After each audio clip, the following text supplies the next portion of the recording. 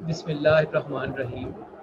अल्लाहुम्मा सल्ली अला मुहम्मद व अला आले मुहम्मद मुबारक वसल्लम वसल्लि अलैहि। लखां करोड़ां दरूद सोने कमली वाले आका हज़रत मुहम्मद अरबी सल्लल्लाहु अलैहि वसल्लम थे, आप दी आल थे, आप दे सहाबा थे। मेरा नाम डॉक्टर गुज़र बुखारी है, पंजाब पाकिस्तान। ऑफलाइन बैठक प्रोग्राम लैके तुहाडी खिदमत च हाज़र हाँ। अज साडे नाल अजीज शख्सियत मौजूद ने ਜਿਹੜੇ ਬੇਕ ਵਕਤ ਬਹੁਤ ਖੂਬਸੂਰਤ ਸ਼ਾਇਰ, ਦਾਨਿਸ਼ਵਰ, ਮੁਸੱਵਰ, ਫੋਟੋਗ੍ਰਾਫਰ ਤੇ ਸਭ ਤੋਂ ਬੜ ਕੇ ਖੂਬਸੂਰਤ ਇਨਸਾਨ ਨੇ। ਸਰ ਜਸਵੰਤ ਸਿੰਘ ਜ਼ਫਰ ਸਾਹਿਬ ਕਿਸੇ ਤਾਰੀਫ ਦੇ ਮੁਹਤਾਜ ਨਹੀਂ ਹੈਗੇ, ਬਹੁਤ ਬੜੀ ਹਸਤੀ ਨੇ। YouTube ਤੇ ਜਾ ਕੇ ਅਸੀਂ ਜੇ ਜਸਵੰਤ ਸਿੰਘ ਜ਼ਫਰ ਸਾਹਿਬ ਇੰਟਰਵਿਊਜ਼ ਲਿਖਣੇ ਆ ਇੱਕ ਲੰਬੀ ਲਿਸਟ ਨਿਕਲ ਆਉਂਦੀ ਹੈ ਉਹਨਾਂ ਦੀ ਇੰਟਰਵਿਊਜ਼ ਦੀ। ਸਾਨੂੰ ਉਹਨਾਂ ਕੋਲ ਗੱਲਾਂ ਸਿੱਖਣ ਦਾ, ਬਹੁਤ ਕੁਝ ਸਿੱਖਣ ਦਾ ਮੌਕਾ ਮਿਲਦਾ ਹੈ। ਅਸੀਂ ਇੰਟਰਵਿਊਜ਼ ਦੇਖੀਆਂ ਵੀ ਨੇ ਕਾਫੀ ਦਫਾ। ਉਹਨਾਂ ਸਾਡੇ ਲਈ ਵਕਤ ਕੱਢਿਆ, ਅਸੀਂ ਉਹਨਾਂ ਦਾ ਸ਼ੁਕਰੀਆ ਅਦਾ ਕਰਨੇ ਹਾਂ। ਸਰ ਵੈਲਕਮ ਕਰਨੇ ਆ ਤੁਹਾਨੂੰ, ਜੀ ਆਇਆਂ ਨੂੰ ਕਹਿੰਦੇ ਆ, ਸਵਾਗਤ ਕਰਨੇ ਆ ਤੁਹਾਡਾ। ਬਹੁਤ ਸ਼ੁਕਰੀਆ ਸਰ, ਤੁਸੀਂ ਸਾਡੇ ਲਈ ਟਾਈਮ ਦਿੱਤਾ। ਮਿਹਰਬਾਨੀ ਜੀ ਬੁਖਾਰੀ ਸਾਹਿਬ, ਬਹੁਤ ਬਹੁਤ ਧੰਨਵਾਦ ਜੀ, ਬਹੁਤ ਮਿਹਰਬਾਨੀ। ਬਹੁਤ ਸ਼ੁਕਰੀਆ ਸਰ, ਤੁਹਾਡਾ ਸ਼ੁਕਰੀਆ, ਤੁਸੀਂ ਸਾਡੇ ਲਈ ਵਕਤ ਕੱਢਿਆ। ਸਰ ਸਭ ਤੋਂ ਪਹਿਲੇ ਤਾਂ ਕਿਸਾਨ ਸੰਘਰਸ਼ ਕਰ ਰਿਹਾ ਹੈ ਤੁਹਾਡੇ ਸਾਹਮਣੇ ਵੀ। ਪਹਿਲੇ ਪ੍ਰੋਗਰਾਮ ਵੱਲ ਜਾਣ ਤੋਂ ਪਹਿਲੇ ਇਹ ਕਹਾਂਗਾ, ਕੀ ਕਹਿਣਾ ਚਾਹੋਗੇ ਉਸ ਪੰਜਾਬ ਦਾ ਦੁੱਖ ਅਸੀਂ ਮਹਿਸੂਸ ਕਰ ਸਕਦੇ ਹਾਂ, ਕਿਉਂਕਿ ਮੈਂ ਖੁਦ ਆਪ ਇੱਕ ਕਿਸਾਨ ਹਾਂ। ਮੈਂ ਖੁਦ, ਅਸੀਂ ਕਿਸਾਨੀ ਨਾਲ ਜੁੜੇ ਹਾਂ, ਜ਼ਿਮੀਂਦਾਰੀ ਨਾਲ ਜੁੜੇ ਹਾਂ ਅਸੀਂ। ਤੁਸੀਂ ਕੀ ਕਹਿਣਾ ਚਾਹੋਗੇ? ਹਾਂ, ਅਸਲ ਵਿੱਚ ਮੈਂ ਤਾਂ ਇਹ ਯਾਦ ਕਰਦਾ ਕਿ ਸਾਨੂੰ ਜਿਨ੍ਹਾਂ ਦਾ ਅਸੀਂ ਪੈਦਾ ਕੀਤਾ, ਖਾਂਦੇ ਹੋਈਏ, ਹੰਡਾਉਂਦੇ ਹੋਈਏ, ਚੀਜ਼ਾਂ ਵਰਤਦੇ ਹੋਈਏ, ਉਹਨਾਂ ਪ੍ਰਤੀ ਸਾਡੇ ਮਨ 'ਚ ਇੱਕ ਧੰਨਵਾਦ ਦਾ, ਇੱਕ ਸ਼ੁਕਰੀਏ ਦਾ, ਇੱਕ ਗ੍ਰੈਟੀਟਿਊਡ ਦਾ ਭਾਵ ਹਮੇਸ਼ਾ ਰਹਿਣਾ ਚਾਹੀਦਾ। ਤੇ ਜਿਹੜੇ ਸਾਡੀ ਬਾਕੀਆਂ ਜ਼ਿੰਦਗੀਆਂ ਨੂੰ ਚਲਾਉਣ ਵਾਲੇ ਲੋਕ ਨੇ ਆਪਣੀ ਮਿਹਨਤ ਨਾਲ, ਉਹ ਖੁਸ਼ ਰਹਿਣ, ਖੁਸ਼ਹਾਲ ਰਹਿਣ, ਇਸ ਗੱਲ ਦੀ ਹਮੇਸ਼ਾ ਉਹ ਸਾਡੀਆਂ ਦੁਆਵਾਂ 'ਚ ਰਹਿਣੇ ਚਾਹੀਦੇ ਨੇ। ਤੇ ਉਹਨਾਂ ਨੂੰ ਜਿੱਥੇ ਸਾਡੀ ਸਪੋਰਟ ਦੀ ਲੋੜ ਹੋਵੇ ਉਹ ਸਾਨੂੰ ਕਰਨੀ ਚਾਹੀਦੀ ਹੈ। ਉਹਨਾਂ ਨਾਲ ਕੋਈ ਅਨਿਆਂ ਹੁੰਦਾ ਹੋਵੇ ਉੱਥੇ ਉਹਨਾਂ ਦੀ ਸਹਾਇਤਾ ਕਰਨੀ ਚਾਹੀਦੀ ਹੈ, ਉਹਨਾਂ ਦੇ ਬੁਲਾਰੇ ਪੜ੍ਹਨਾ ਚਾਹੀਦਾ। ਸੁਣਾ ਜੀ। ਅੱਛਾ ਜੀ ਜੀ ਜੀ ਤੁਸੀਂ ਗੱਲ ਕਰੋ ਸਰ, ਤੁਹਾਡੀ ਗੱਲ ਕੱਟ ਦਿੱਤੀ, ਮਾਫੀ ਚਾਹਾਂਗਾ। ਹਾਂ ਨਹੀਂ, ਕੋਈ ਨਹੀਂ, ਮੈਂ ਇਹੀ ਕਹਿ ਰਿਹਾ ਸੀ ਕਿ ਉਹ ਉਤਰਾਵਾਂ ਚੜਾਵਾਂ ਦੇ ਦੌਰ ਆਉਂਦੇ ਰਹਿੰਦੇ ਹੁੰਦੇ ਆ। ਜ਼ਿੰਦਗੀ ਇਕਸਾਰ ਨਹੀਂ, ਮਨੁੱਖੀ ਜ਼ਿੰਦਗੀ ਇਕਸਾਰ ਨਹੀਂ ਰਹਿੰਦੀ ਹੁੰਦੀ। ਉਹਦੇ ਵਿੱਚ ਕਦੇ ਕੁਛ ਦੁਸ਼ਵਾਰੀਆਂ ਆਉਂਦੀਆਂ, ਕਦੇ ਮੁਸ਼ਕਲਾਂ ਆਉਂਦੀਆਂ, ਤੇ ਉਹਦੇ 'ਚ ਸਾਨੂੰ ਰਲ ਮਿਲ ਕੇ ਇੱਕ ਦੂਜੇ ਦੇ ਸਹਿਯੋਗੀ ਬਣਨਾ ਚਾਹੀਦਾ, ਇੱਕ ਦੂਜੇ ਦੇ ਸਹਾਇਕ ਹੋਣਾ ਚਾਹੀਦਾ। ਅਸੀਂ ਜੀ ਇੱਥੇ ਪੰਜਾਬ ਪਾਕਿਸਤਾਨ 'ਚ ਬੈਠ ਕੇ ਆਪਣੇ ਕਿਸਾਨ ਭਰਾਵਾਂ ਦਾ ਦਰਦ ਮਹਿਸੂਸ ਕਰ ਸਕਦੇ ਹਾਂ, ਅਸੀਂ ਕਰਦੇ ਪਏ ਹਾਂ, ਅਸੀਂ ਉਹਨਾਂ ਦੇ ਨਾਲ ਸਾਰੇ ਕਿਸਾਨ। ਅੱਛਾ ਸਰ, ਪ੍ਰੋਗਰਾਮ ਵੱਲ ਵਧਨੇ ਆ। ਕਵਿਤਾ ਨਾਲ ਤੁਹਾਡਾ ਕੈਸਾ ਤਾਲੁਕ ਹੈ? ਕਵਿਤਾ ਨਾਲ ਹਰ ਲਿਖਣ ਵਾਲੇ ਦਾ ਇੱਕ ਵੱਖਰਾ ਜਿਹਾ ਸੰਬੰਧ ਹੁੰਦਾ ਹੈ। ਕੀ ਤੁਹਾਡਾ ਤਾਲੁਕ ਕਿਸ ਤਰ੍ਹਾਂ ਦਾ ਹੈ? ਅਸੀਂ ਪੁੱਛਣਾ ਚਾਹਾਂਗੇ ਕਿ ਤੁਹਾਡਾ ਤਾਲੁਕ ਕਿੰਨਾ ਗੂੜਾ ਹੈ? ਆਇਆ ਕਵਿਤਾ ਤੁਹਾਡੇ ਨਾਲ ਰਹਿੰਦੀ ਹੈ? ਰਾਤ ਨੂੰ ਸੌਣ ਲੱਗਿਆ ਤੁਸੀਂ ਕਿੱਲੀ ਤੇ ਲਾ ਕੇ ਟੰਗ ਦਿੰਦੇ ਜੇ ਜਾਂ ਨਾਲ ਹੀ ਸੌਂਦੀ ਹੈ? ਨਹੀਂ, ਮੈਂ ਸ਼ਾਇਦ ਬੜਾ ਤੁਸੀਂ ਸਹੀ ਇੱਕ ਉਦਾਹਰਨ ਦਿੱਤੀ ਆ। ਹਮੇਸ਼ਾ ਸ਼ਾਇਦ ਕਵਿਤਾ ਨਾਲ ਵੱਜਿਆ ਜਿਹਾ ਨਹੀਂ ਰਹਿੰਦਾ, ਕਿਉਂਕਿ ਮੇਰੇ ਜ਼ਿੰਦਗੀ ਦੇ ਖਿਲਾਰੇ ਕਾਫੀ। ਤੇ ਪਰ ਇਹ ਪੱਕੀ ਗੱਲ ਆ, ਜਾਂ ਮੈਨੂੰ ਲੱਗਦਾ ਆ ਕਿ ਆਮ ਤੌਰ ਤੇ ਜਿੰਨੇ ਵੀ ਲਿਖਣ ਵਾਲੇ ਹੁੰਦੇ, ਚਾਹੇ ਉਹ ਨਮਨਗਰ ਹੋਣ, ਚਾਹੇ ਕਹਾਣੀ ਲਿਖਣ ਵਾਲੇ ਹੋਣ, ਜਾਂ ਵਾਰਤਕ ਲਿਖਣ ਵਾਲੇ ਹੋਣ, ਪਹਿਲਾ ਸੰਬੰਧ ਬਹੁਤਿਆਂ ਦਾ, ਜ਼ਿਆਦਾਤਰ ਲੋਕਾਂ ਦਾ ਸ਼ਾਇਰੀ ਨਾਲ ਪੈਂਦਾ। ਤੇ ਸ਼ਾਇਦ ਸ਼ਾਇਰੀ ਇੱਕ ਸਾਹਿਤ ਦਾ ਤੁਹਾਡੇ ਵੱਲ ਨੂੰ ਆਉਣ ਦਾ ਇੱਕ ਰਸਤਾ ਹੁੰਦੀ ਆ। ਤੇ ਮੇਰੇ ਨਾਲ ਵੀ ਇਸ ਤਰ੍ਹਾਂ ਹੀ, ਹਾਲਾਂਕਿ ਮੈਂ ਨਾਟਕ ਵੀ ਲਿਖਿਆ, ਮੈਂ ਵਾਰਤਕ ਵੀ ਲਿਖੀ, ਹੋਰ ਵੀ ਛੋਟੇ ਮੋਟੇ ਕਈ ਕੰਮ ਕਰਦਾ ਰਹਿਣਾ। ਤੇ ਪਰ ਪਹਿਲਾ ਸੰਬੰਧ ਕਹਿ ਲਓ ਮੇਰਾ ਕਵਿਤਾ ਨਾਲ ਬਣਿਆ। ਤੇ ਇਹ ਮੈਂ 1981 ਤੋਂ ਲੈ ਕੇ 99 ਤੱਕ ਕਾਲਜ ਵਿੱਚ ਪੜ੍ਹਿਆ, ਤੇ 1984-85 ਉਹਦੇ ਬਿਲਕੁਲ ਵਿਚਕਾਰ ਆਉਂਦਾ ਹੈ। ਤੇ ਉਦੋਂ ਅਸੀਂ ਮਹਿਸੂਸ ਕੀਤਾ, ਅਸੀਂ ਪੰਜਾਬ 'ਚ ਹਰ ਬੰਦੇ ਨੇ ਮਹਿਸੂਸ ਕੀਤਾ ਕਿ ਉਹਦਾ ਕੋਈ ਨਾ ਕੋਈ ਜਾਣਕਾਰ, ਕੋਈ ਨਾ ਕੋਈ ਉਹਦਾ ਰਿਸ਼ਤੇਦਾਰ, ਕੋਈ ਨਾ ਕੋਈ ਉਹਦਾ ਦੋਸਤ, ਕੋਈ ਉਹਦਾ ਗਰਾਈ ਜ਼ਰੂਰ ਉਸ ਔਖੇ ਸਮੇਂ 'ਚ ਔਖਾ ਹੋਇਆ, ਦੁਖੀ ਹੋਇਆ, ਉਹਨੂੰ ਕੋਈ ਨਾ ਕੋਈ ਦਰਦ ਪਹੁੰਚਿਆ। ਤੇ ਉਦੋਂ ਮੈਂ 18-19 ਸਾਲ ਦਾ ਮੁੰਡਾ ਸੀਗਾ, ਤੇ ਉਹ ਚੀਜ਼ਾਂ ਨੂੰ ਮਹਿਸੂਸ ਕਰਨ ਦੀ ਉਦੋਂ ਤੀਬਰਤਾ ਜ਼ਿਆਦਾ ਹੁੰਦੀ ਆ। ਤੇ ਜਦੋਂ ਤੁਸੀਂ ਮਹਿਸੂਸ ਤੀਬਰਤਾ ਨਾਲ ਕਰਦੇ ਆ, ਤੇ ਫਿਰ ਉਸ ਤੀਬਰਤਾ ਨੂੰ ਪ੍ਰਗਟਾਉਣ ਦਾ ਜਿਹੜਾ ਰਸਤਾ ਹੈ ਕਵਿਤਾ 'ਚੋਂ ਬਣਦਾ ਆ, ਜਾਂ ਕਹਿ ਲਓ। ਤੇ ਕਵਿਤਾ ਰਾਹੀਂ ਤੁਸੀਂ ਆਪਣਾ ਦੁੱਖ ਕਾਗਜ਼ਾਂ ਨੂੰ ਦੱਸਦੇ ਹੋ। ਤੇ ਇਸ ਤਰ੍ਹਾਂ ਮੇਰਾ ਕਵਿਤਾ ਨਾਲ ਜਿਹੜਾ ਬਕਾਇਦਾ ਰਾਬਤਾ ਬਣਿਆ। ਤੇ ਮੈਂ ਕਾਲਜ ਪੜ੍ਹਦੇ ਛਪਣਾ ਸ਼ੁਰੂ ਹੋਇਆ ਆਪਣੇ ਰਸਾਲੇ ਅਖਬਾਰਾਂ 'ਚ। ਤੇ ਮੇਰੀ ਜਿਹੜੀ ਸਾਹਿਤ ਵਿੱਚ ਜਿਹੜਾ ਦਾਖਲਾ ਹੈ ਉਹ ਕਵਿਤਾ ਦੇ ਰਾਹੀਂ ਹੋਇਆ। ਇਹ ਸਹੀ ਆ। ਤੇ ਵੈਸੇ ਮੈਂ ਬਹੁਤਾ ਦੁਖੀ ਨਹੀਂ ਹੁੰਦਾ ਜੇ ਕਵਿਤਾ ਨਹੀਂ ਲਿਖਦੀ, ਤਾਂ ਕਈ ਸ਼ਾਇਰ ਬਹੁਤ ਤੰਗ ਜਿਹਾ ਮਹਿਸੂਸ ਕਰਦੇ ਆ। ਤੇ ਮੈਨੂੰ ਉਸ ਤਰ੍ਹਾਂ ਨਹੀਂ ਲੱਗਦਾ। ਸਾਡੇ ਪ੍ਰਿੰਸੀਪਲ ਸੰਤ ਸਿੰਘ ਸੇਖੋਂ ਕਹਿੰਦੇ ਹੁੰਦੇ ਸੀ ਕਿ ਕਵਿਤਾ ਬੜੀ ਨਖਰੇ ਵਾਲੀ ਹੁੰਦੀ ਆ, ਬੜਾ ਇਹਦਾ ਮਜ਼ਾਜ ਹੁੰਦਾ, ਤੇ ਸ਼ਾਇਰਾਂ ਨੂੰ ਹਮੇਸ਼ਾ ਕਵਿਤਾ ਨੂੰ ਨਹੀਂ ਉਡੀਕਦੇ ਰਹਿਣਾ ਚਾਹੀਦਾ, ਬਾਕੀ ਟਾਈਮ 'ਚ ਕੁਛ ਹੋਰ ਕਰਨਾ ਚਾਹੀਦਾ। ਤੇ ਉਹ ਮੈਂ ਵੀ ਕੁਛ ਨਾ ਕੁਛ ਹੋਰ ਕਰ ਲੈਂਦਾ, ਤੇ ਕਵਿਤਾ ਤੋਂ ਬਹੁਤ ਜ਼ਿਆਦਾ ਅੰਗ ਸੰਗ ਨਹੀਂ ਆ ਤਾਂ ਵਾਰਤਕ ਲਿਖ ਲਓ, ਨਾਟਕ ਲਿਖ ਲਓ, ਤੇ ਕੋਈ ਗੱਲਬਾਤ ਕਰ ਲਓ, ਜਾਂ ਹੋਰ ਬੜੇ ਕੰਮ ਨੇ, ਦੁਨੀਆ ਦੇ ਲੋਕਾਂ ਨੂੰ ਤੁਹਾਡੀ ਬੜੀ ਲੋੜ ਹੁੰਦੀ ਆ, ਕਿਤੇ ਕਿਸੇ ਦੀ ਸਹਾਇਤਾ ਕਰ ਲਓ, ਤੇ ਇਸ ਤਰ੍ਹਾਂ ਦਾ ਮੇਰਾ ਸੰਬੰਧ ਹੈਗਾ। ਅੱਛਾ ਸਰ, ਇਹ ਅਸੀਂ ਤੁਸੀਂ ਬੜੀ ਟੈਕਨੀਕਲ ਜੌਬ ਹੈ ਤੁਹਾਡੀ, ਮਾਫ ਕਰਨਾ, ਤੁਹਾਡੀ ਬੜੀ ਟੈਕਨੀਕਲ ਜੀ ਜੌਬ ਹੈ, ਤੁਸੀਂ ਮਤਲਬ ਇੱਕ ਬਹੁਤ ਉੱਚੇ ਪੱਧਰ ਉਹਦੇ ਤੇ ਬੈਠੇ ਹੋ, ਆਪਣਾ ਪਾਵਰ ਸ਼ਾਇਦ ਡਿਪਾਰਟਮੈਂਟ ਹੈ ਤੁਹਾਡਾ ਉੱਥੇ ਬਿਜਲੀ ਦਾ, ਉਹਦੇ ਵਿੱਚ ਬੜਾ ਟੈਕਨੀਕਲ ਸ਼ੁਬਾ ਹੈ। ਇਸ ਸਾਥ ਲਈ ਕਿਸ ਤਰ੍ਹਾਂ ਤੁਸੀਂ ਟਾਈਮ ਕੱਢ ਲੈਂਦੇ ਜੇ, ਫਿਰ ਕਿਵੇਂ ਮੈਨੇਜ ਕਰਦੇ ਜੇ ਸਾਰਾ? ਬਹੁਤ ਸੋਹਣਾ ਤੁਸੀਂ ਲਿਖਦੇ ਜੇ ਤੇ ਬੜੇ ਸੋਹਣੇ ਢੰਗ ਨਾਲ ਲਿਖਦੇ ਜੇ। ਮੈਂ ਅਕਸਰ ਕਹਿੰਦਾ ਹੁੰਦਾ, ਮੇਰੇ ਘਰ ਦੇ, ਮੇਰੀ ਮਤਲਬ ਪਤਨੀ ਖਾਸ ਤੌਰ ਤੇ ਮੈਨੂੰ ਬਹੁਤ ਵਿਹਲਾ ਬੰਦਾ ਮਹਿਸੂਸ ਕਰਦੇ, ਕਿ ਵਿਹਲਾ ਰਹਿੰਦਾ ਬਹੁਤ, ਤੇ ਮੇਰੇ ਦੋਸਤ ਵੀ ਇਹੀ ਮਹਿਸੂਸ ਕਰਦੇ ਕਿ ਮੈਂ ਬਹੁਤ ਵਿਹਲਾ ਰਹਿਣਾ, ਤੇ ਉਹ ਸਹੀ ਕਹਿੰਦੇ ਨੇ, ਬਿਲਕੁਲ ਸਹੀ ਕਹਿੰਦੇ ਨੇ। ਤੇ ਤੁਸੀਂ ਵੀ ਮਹਿਸੂਸ ਕੀਤਾ ਹੋਊਗਾ ਜਦ ਤੁਸੀਂ ਕਿਹਾ ਵੀ ਆਪਾਂ ਗੱਲਬਾਤ ਕਰੀਏ, ਤੇ ਮੈਂ ਕੋਈ ਐ ਨਹੀਂ ਕਿਹਾ ਕਿ ਮੈਂ ਫਲਾਣੇ ਦਿਨ ਬਿਜ਼ੀ ਆ, ਮੇਰੇ ਕੋਲ ਟਾਈਮ ਨਹੀਂ ਹੈ, ਮੈਂ ਕਿਹਾ ਵੀ ਜਦੋਂ ਮਰਜ਼ੀ ਕਰ ਲਓ। ਤੇ ਸੱਚ ਗੱਲ ਹੈ ਕਿ ਮੈਂ ਵਿਹਲਾ ਰਹਿਣਾ, ਤੇ ਫਿਰ ਕੋਈ ਨਾ ਕੋਈ ਕੰਮ ਮੈਨੂੰ ਲੱਭ ਲੈਂਦਾ, ਤੇ ਉਹ ਕੰਮ ਮੈਨੂੰ ਲੱਭ ਕੇ ਆਪਣੇ ਆਪ ਨੂੰ ਕਰਾ ਲੈਂਦਾ, ਤੇ ਇਸੇ ਤਰ੍ਹਾਂ ਹੀ ਕਵਿਤਾ ਵੀ ਏਦਾਂ ਹੀ ਮੈਨੂੰ ਲੱਭ ਕੇ ਲਿਖਵਾ ਲੈਂਦੀ ਆ, ਤੇ ਬਾਕੀ ਵੀ ਏਦਾਂ। ਜਦ ਤੁਸੀਂ ਦੂਜੇ ਸ਼ਬਦਾਂ 'ਚ ਕਈ ਦੋਸਤ ਵੀ ਕਹਿ ਦਿੰਦੇ ਆ, ਉਹ ਵੀ ਚੰਗੀ ਇੱਕ ਫਾਰਮੂਲੇਸ਼ਨ ਆ ਕਿ ਬਿਜ਼ੀ ਬੰਦਿਆਂ ਕੋਲ ਕਾਫੀ ਟਾਈਮ ਹੁੰਦਾ ਆ, ਤੇ ਜਿਹੜੇ ਕੁਛ ਨਹੀਂ ਕਰਦੇ ਹੁੰਦੇ ਉਹਨਾਂ ਕੋਲ ਸਮਾਂ ਘੱਟ ਹੁੰਦਾ।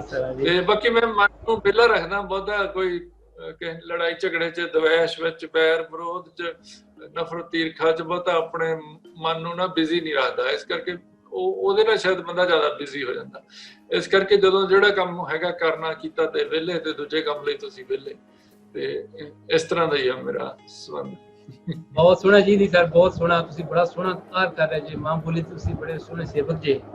ਅੱਛਾ, ਜਦੋਂ ਅਸੀਂ ਤੁਹਾਡੀ ਸ਼ਬਦਾਵਲੀ ਦੇਖਦੇ ਹਾਂ, ਸ਼ਬਦਾਵਲੀ ਜੋ ਤੁਸੀਂ ਲਫ਼ਜ਼ ਵਰਤਦੇ ਜੇ ਆਪਣੀ ਕਵਿਤਾਵਾਂ ਦੇ ਵਿੱਚ, ਆਪਣੀ ਰਚਨਾਵਾਂ ਦੇ ਵਿੱਚ, ਅਸੀਂ ਦੇਖਦੇ ਹਾਂ ਉਹ ਬਹੁਤ ਸੋਹਣੇ ਪੰਜਾਬੀ ਦੇ ਹਲਕੇ ਫੁਲਕੇ ਹੌਲੇ ਹੌਲੇ ਜਿਹੇ ਲਫ਼ਜ਼ ਹੁੰਦੇ ਆ, ਆਮ ਜਿਹੜੇ ਅਸੀਂ ਬੋਲ ਚਾਲ ਵਾਲੇ। ਤੁਹਾਡੇ ਪੰਜਾਬ ਦੇ ਵਿੱਚ ਮੈਂ ਦੇਖਿਆ ਹੈ ਕਿ ਬੜੇ ਭਾਰੇ ਲੋਕ ਲਫ਼ਜ਼ ਵਰਤਦੇ ਨੇ, ਲੇਕਿਨ ਤੁਸੀਂ ਉਹਨਾਂ ਤੋਂ ਉਲਟੋ ਬਿਲਕੁਲ। ਇਹਦੀ ਕੀ ਵਜ੍ਹਾ ਹੈ? ਬੜੇ ਹੌਲੇ ਹਲਕੇ ਫੁਲਕੇ ਲਫ਼ਜ਼, ਜਿਹੜਾ ਮੇਰੇ ਵਰਗਾ ਵੀ ਬੈਠਾ ਵੀ। ਮੈਂ ਸ਼ਾਇਦ ਬਹੁਤਾ ਜਾਣ ਕੇ ਤਾਂ ਨਹੀਂ ਕੀਤਾ, ਅਸਲ 'ਚ ਮੈਨੂੰ ਅੱਗੇ ਵੀ ਇੱਕ ਦੋ ਸਿਆਣੇ ਲੋਕਾਂ ਨੇ ਇਹ ਗੱਲ ਸਾਹਮਣੇ ਲਿਆਂਦੀ, ਤਾਂ ਮੈਂ ਇਹਦਾ ਸ਼ਾਇਦ ਕਾਰਨ ਨਹੀਂ ਸਮਝਦਾ ਕਿ ਮੈਂ ਬਹੁਤਾ ਪੜ੍ਹਿਆ ਲਿਖਿਆ ਬੰਦਾ ਨਹੀਂ ਹੈਗਾ, ਤੇ ਜਾਂ ਕਹੋ ਸਾਹਿਤ ਦੀ ਆਲੋਚਨਾ ਜਾਂ ਔਖੀਆਂ ਚੀਜ਼ਾਂ ਬਹੁਤੀਆਂ ਨਹੀਂ ਪੜ੍ਹੀਆਂ। ਮੈਂ ਪੰਜਾਬੀ 10ਵੀਂ ਤੱਕ ਹੀ ਪੜ੍ਹੀ ਆ, ਮੈਟ੍ਰਿਕ ਤੱਕ ਹੀ ਪੜ੍ਹੀ ਆ। ਉਸ ਤੋਂ ਬਾਅਦ ਮੈਂ ਸਾਇੰਸ ਵਿੱਚ ਆ ਗਿਆ, ਫਿਜ਼ਿਕਸ, ਕੈਮਿਸਟਰੀ, ਮੈਥਮੈਟਿਕਸ ਆ ਗਿਆ, ਬਾਅਦ 'ਚ ਇਲੈਕਟ੍ਰੀਕਲ ਇੰਜੀਨੀਅਰਿੰਗ 'ਚ ਆ ਗਿਆ। ਤੇ ਇਸ ਕਰਕੇ ਮੈਨੂੰ ਬੋਲਚਾਲ ਦੀ ਪੰਜਾਬੀ ਹੀ ਆਉਂਦੀ ਸੀ, ਤੇ ਮੈਂ ਜੇ ਲਿਖਿਆ ਤਾਂ ਬੋਲਚਾਲ 'ਚ ਹੀ ਲਿਖਿਆ। ਜਾਂ ਜਦੋਂ ਮੈਂ ਦੂਜੇ ਮੀਡੀਅਮ ਆਫ ਇੰਸਟਰਕਸ਼ਨ ਵਿੱਚ ਪੜ੍ਹਿਆ, ਅੰਗਰੇਜ਼ੀ ਵਿੱਚ ਪੜ੍ਹੀਆਂ, ਆਪਣੀ ਇੰਜੀਨੀਅਰਿੰਗ ਪੜ੍ਹੀ ਜਾਂ ਸਾਇੰਸ ਪੜ੍ਹੀ, ਉਦੋਂ ਮੈਨੂੰ ਉਹਦੇ ਵਿੱਚ ਨਾ ਸੰਚਾਰ ਦੀ ਇੱਕ ਸਮੱਸਿਆ ਆਉਂਦੀ ਸੀ, ਔਖਾ ਲੱਗਦਾ ਸੀ। ਤਾਂ ਮੈਨੂੰ ਉਸ ਭਾਸ਼ਾ 'ਚ ਪੜ੍ਹਦਿਆਂ ਲੱਗਦਾ ਹੁੰਦਾ ਕਿ ਗੱਲ ਆਪਣੀ ਭਾਸ਼ਾ 'ਚ ਹੋਣੀ ਚਾਹੀਦੀ ਹੈ, ਤੇ ਸੌਖੀ ਭਾਸ਼ਾ 'ਚ ਹੋਣੀ ਚਾਹੀਦੀ ਹੈ। ਤੇ ਉਹ ਫਿਰ ਇਸ ਕਰਕੇ ਸ਼ਾਇਦ ਮੇਰੇ ਅਵਚੇਤਨ ਵਿੱਚ, ਮੇਰੇ ਸਬਕੌਂਸ਼ੀਅਸ ਵਿੱਚ ਸੀਗੀ, ਤੇ ਉਹ ਮੇਰੀ ਰਚਨਾ ਵਿੱਚ ਵੀ ਇਹੀ ਆ ਗਈ। ਮੇਰੇ ਸਾਹਮਣੇ ਪੜ੍ਹ ਕੇ ਇੰਝ ਹੀ ਹੁੰਦਾ ਕਿ ਮੈਂ ਇਹਨੂੰ ਨਾ ਗੱਲ ਸਮਝਾਉਣੀ ਆ, ਤੇ ਉਹਦਾ ਮੈਂ ਬਹੁਤਾ ਉਹਨੂੰ ਨਹੀਂ ਸਮਝਦਾ ਕਿ ਜਿਹਨੂੰ ਮੈਂ ਗੱਲ ਸਮਝਾਉਣੀ ਆ ਕਿ ਬਹੁਤ ਜ਼ਿਆਦਾ ਉਹ ਕੋਈ ਆਲਮ ਫਾਜ਼ਲ ਹੈਗਾ। ਉਹ ਮੈਂ ਆਪਣੇ ਵਰਗੇ ਬੰਦੇ ਨੂੰ ਗੱਲ ਕਰਨੀ ਹੁੰਦੀ ਆ, ਸਮਝਾਉਣੀ ਹੁੰਦੀ ਆ, ਤੇ ਸ਼ਾਇਦ ਇਸ ਕਰਕੇ ਉਹ ਸਾਦਗੀ ਆ ਗਈ ਮੇਰੀ ਰਚਨਾ 'ਚ। ਇਹ ਜੀ ਸਾਦਗੀ ਬੜੀ ਖੂਬਸੂਰਤੀ ਹੈ, ਇਹ ਤੁਹਾਡੀ ਸਾਦਗੀ ਜਸਵੰਤ ਸਿੰਘ ਜ਼ਫਰ ਜੀ ਬੜੀ ਖੂਬਸੂਰਤੀ ਹੈ ਕਿ ਮੇਰੇ ਵਰਗਾ ਪੂਰਾ ਜਿਹੜਾ ਪੜ੍ਹਿਆ ਲਿਖਿਆ ਬੰਦਾ ਉਹ ਵੀ ਸਮਝ ਜਾਂਦਾ ਹੈ ਕਿ ਕੀ ਗੱਲ ਚੱਲ ਰਹੀ ਹੈ ਤੇ ਕੀ ਹੋ ਰਿਹਾ ਹੈ। ਤੇ ਮੈਂ ਪੰਜਾਬੀ ਯੂਨੀਵਰਸਿਟੀ ਪਟਿਆਲਾ ਦੇ ਵਿੱਚ ਤੁਸੀਂ ਇੱਕ ਮੁਸ਼ਾਇਰਾ ਪੜ੍ਹ ਰਹੇ ਸੀ, ਉਹ 'ਚ ਤੁਹਾਡੀਆਂ ਕਵਿਤਾਵਾਂ ਸੁਣੀਆਂ, ਮੇਰੇ ਦਿਲ ਨੂੰ ਬੜਾ ਉਹਨਾਂ ਟੁੰਬਿਆ। ਇੰਝ ਲੱਗ ਹੀ ਨਹੀਂ ਸੀ ਰਿਹਾ ਕਿਸੇ ਚੜ੍ਹਦੇ ਪੰਜਾਬ ਦੇ ਸ਼ਾਇਰ ਨੇ ਲਿਖਿਆ। ਇੰਝ ਲੱਗਦਾ ਸੀ ਤੁਹਾਡਾ ਜਿਹੜਾ ਬੋਲਣ ਦਾ ਅੰਦਾਜ਼ ਸੀ, ਤੁਹਾਡੇ ਲਿਖਣ ਦੀ ਜਿਹੜੀ ਸ਼ੈਲੀ ਸੀ, ਉਹ ਇਹਦੀ ਜਿਵੇਂ ਲਹਿੰਦੇ ਪੰਜਾਬ ਵਿੱਚ ਲਾਹੌਰੂ ਕਿਸੇ ਨੇ ਲਿਖੀ ਹੈ ਬੈਠ ਕੇ। ਬਹੁਤ ਜ਼ਬਰਦਸਤ। ਇਹ ਬੜੀ ਖੁਸ਼ੀ ਹੋਈ ਮੈਨੂੰ ਦੇਖ ਕੇ। ਮੈਂ ਬੜੇ ਸ਼ਾਇਰ ਪੜ੍ਹਦਾ ਰਹਿਣਾ, ਕਿਉਂਕਿ ਗੁਰਮੁਖੀ ਮੈਂ ਮੁਕੰਮਲ ਪੜ੍ਹ ਲੈਂਦਾ ਵਾਂ। ਮੈਂ ਅਕਸਰ ਪੜ੍ਹਦਾ ਰਹਿਣਾ ਵਾਂ। ਲੋਕ ਮੁਖਤਲਿਫ ਜਿਹੜੇ ਲਿਖਣ ਵਾਲੇ ਨੇ, ਅੱਜ ਕੱਲ੍ਹ ਦੇ ਲਿਖਣ ਵਾਲੇ, ਕੋਈ ਪੁਰਾਣੇ ਕਲਾਸਿਕ ਜਿਹੜੇ ਲਿਖ ਕੇ ਗਏ ਨੇ ਬਾਬੇ। ਬੁਖਾਰੀ ਸਾਹਿਬ ਬਹੁਤੀ ਵਾਰੀ ਸ਼ਾਇਰੀ ਨੂੰ ਕਈ ਮੇਰੇ ਖਿਆਲ ਦੋਸਤ ਏਦਾਂ ਪਰਿਭਾਸ਼ਿਤ ਕਰਦੇ ਆ, ਉਹਦਾ ਡੈਫੀਨੇਸ਼ਨ ਇਹ ਬਣਾਉਂਦੇ ਕਿ ਜਿਵੇਂ ਸ਼ਾਇਰੀ ਕੋਈ ਬੁਝਾਰਤ ਹੁੰਦੀ ਹੈ ਤੇ ਪਾਠਕ ਨੇ ਬੁੱਝਣੀ ਹੁੰਦੀ ਆ, ਜਿੰਨੀ ਔਖੀ ਬੁਝਾਰਤ ਉਨੀ ਸ਼ਾਇਦ ਵਧੀਆ ਕਰਤਾ। ਮੈਨੂੰ ਲੱਗਦਾ ਵੀ ਕਵਿਤਾ ਗੱਲ ਹੁੰਦੀ ਆ, ਵਾਹ, ਤੇ ਤੁਸੀਂ ਗੱਲ ਕਰਨੀ ਹੁੰਦੀ ਆ।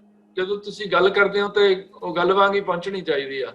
ਤੇ ਤੁਸੀਂ ਕੀ ਲੈਣਾ ਵਾਲੇ ਸਿਆਣੇ ਦਿਖਾ ਕੇ ਆਪਣੇ ਆਪ ਨੂੰ ਨਹੀਂ ਬਹੁਤ ਸੋਹਣਾ, ਬੜੀ ਸੋਹਣੇ ਤੁਹਾਡੇ ਵਿਚਾਰ ਹੈ, ਇਹ ਬੜੇ ਸੋਹਣੇ ਵਿਚਾਰ ਹੈ ਜੀ ਕਿ ਭਾਰੀ ਭਰਕਮ ਲਫ਼ਜ਼ਾਂ ਤੋਂ ਬਚਣਾ ਚਾਹੀਦਾ ਤਾਂ ਕਿ ਗੱਲ ਪਹੁੰਚਾਣੀ ਗੱਲ ਹੁੰਦੀ ਹੈ। ਬਹੁਤ ਸੋਹਣੀ ਗੱਲ ਕੀਤੀ ਜੀ, ਤੁਹਾਡੀ ਗੱਲ ਬੜੀ ਦਿਲ ਨੂੰ ਲੱਗੀ, ਕਵਿਤਾ ਗੱਲ ਹੁੰਦੀ ਹੈ। ਵਾਹ, ਬਹੁਤ ਸੋਹਣੀ ਸੌਖੀ ਤੇ ਸੁਨੱਖੀ ਡੈਫੀਨੇਸ਼ਨ ਤੁਸੀਂ ਇਸ ਕਵਿਤਾ ਦੀ ਮੈਂ ਸੁਣੀ ਆ, ਬਹੁਤ ਸੋਹਣੀ। ਅੱਛਾ ਸਰ, ਅਸੀਂ ਜਸਵੰਤ ਸਿੰਘ ਸਬਰ ਸਾਹਿਬ ਜੀ, ਇੱਕ ਸਵਾਲ ਮੇਰੇ ਮਨ ਵਿੱਚ, ਮੈਂ ਜਦੋਂ ਤੁਹਾਡੇ ਨਾਲ ਗੱਲ ਕਰਨਾ ਚਾਹ ਰਿਹਾ ਸੀ, ਮੈਂ ਸੋਚਿਆ ਸੀ ਪੁੱਛਾਂਗਾ ਬਾਬਾ, ਅਸੀਂ ਨਾਨਕ ਦੇ ਕੀ ਲੱਗਨੇ ਆ?